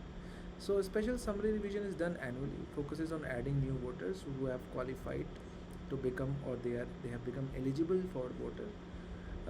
SIR done periodically, not annually, and it involves 100% physical verification by booth level officers, visiting every household to identify dead, shifted, duplicate voters and ghost entries. So the objective is to create clean and error-free voter list, possibly setting up the groundwork for a common electoral roll for Lok Sabha, Assembly and local body elections. Legal and constitutional batting. Article 324 grants the ECI superintendent's direction and control for the preparation of electoral rolls. RPA 1950 provided special revision empowers the ECI to direct for such an action of the electoral list for any constituency at any time, distinct from the annual revision under section 21(2). The SIR uses January 1, April 1, July 1 and October 1 as qualifying dates for eligibility date. The process: first enumeration, BLO visits houses and pre-filled forms based on existing data, then verification. Existing voters are verified physically, unlinked voters. The voters whose lineage records do not link back to the previous intensive revisions may be issued notices to prove eligibility. Then Aadhaar linking. The collection of the data is voluntary. It is used for deduplication but cannot be ground for deleting a voter if not provided. So the common trap is, trap number 1, SIR is conducted every year before the budget session. Incorrect. It is an occasional. Aadhaar linkage is mandatory during SIR process. Incorrect. The Supreme Court and the ECI rule maintain that Aadhaar is voluntary for voters.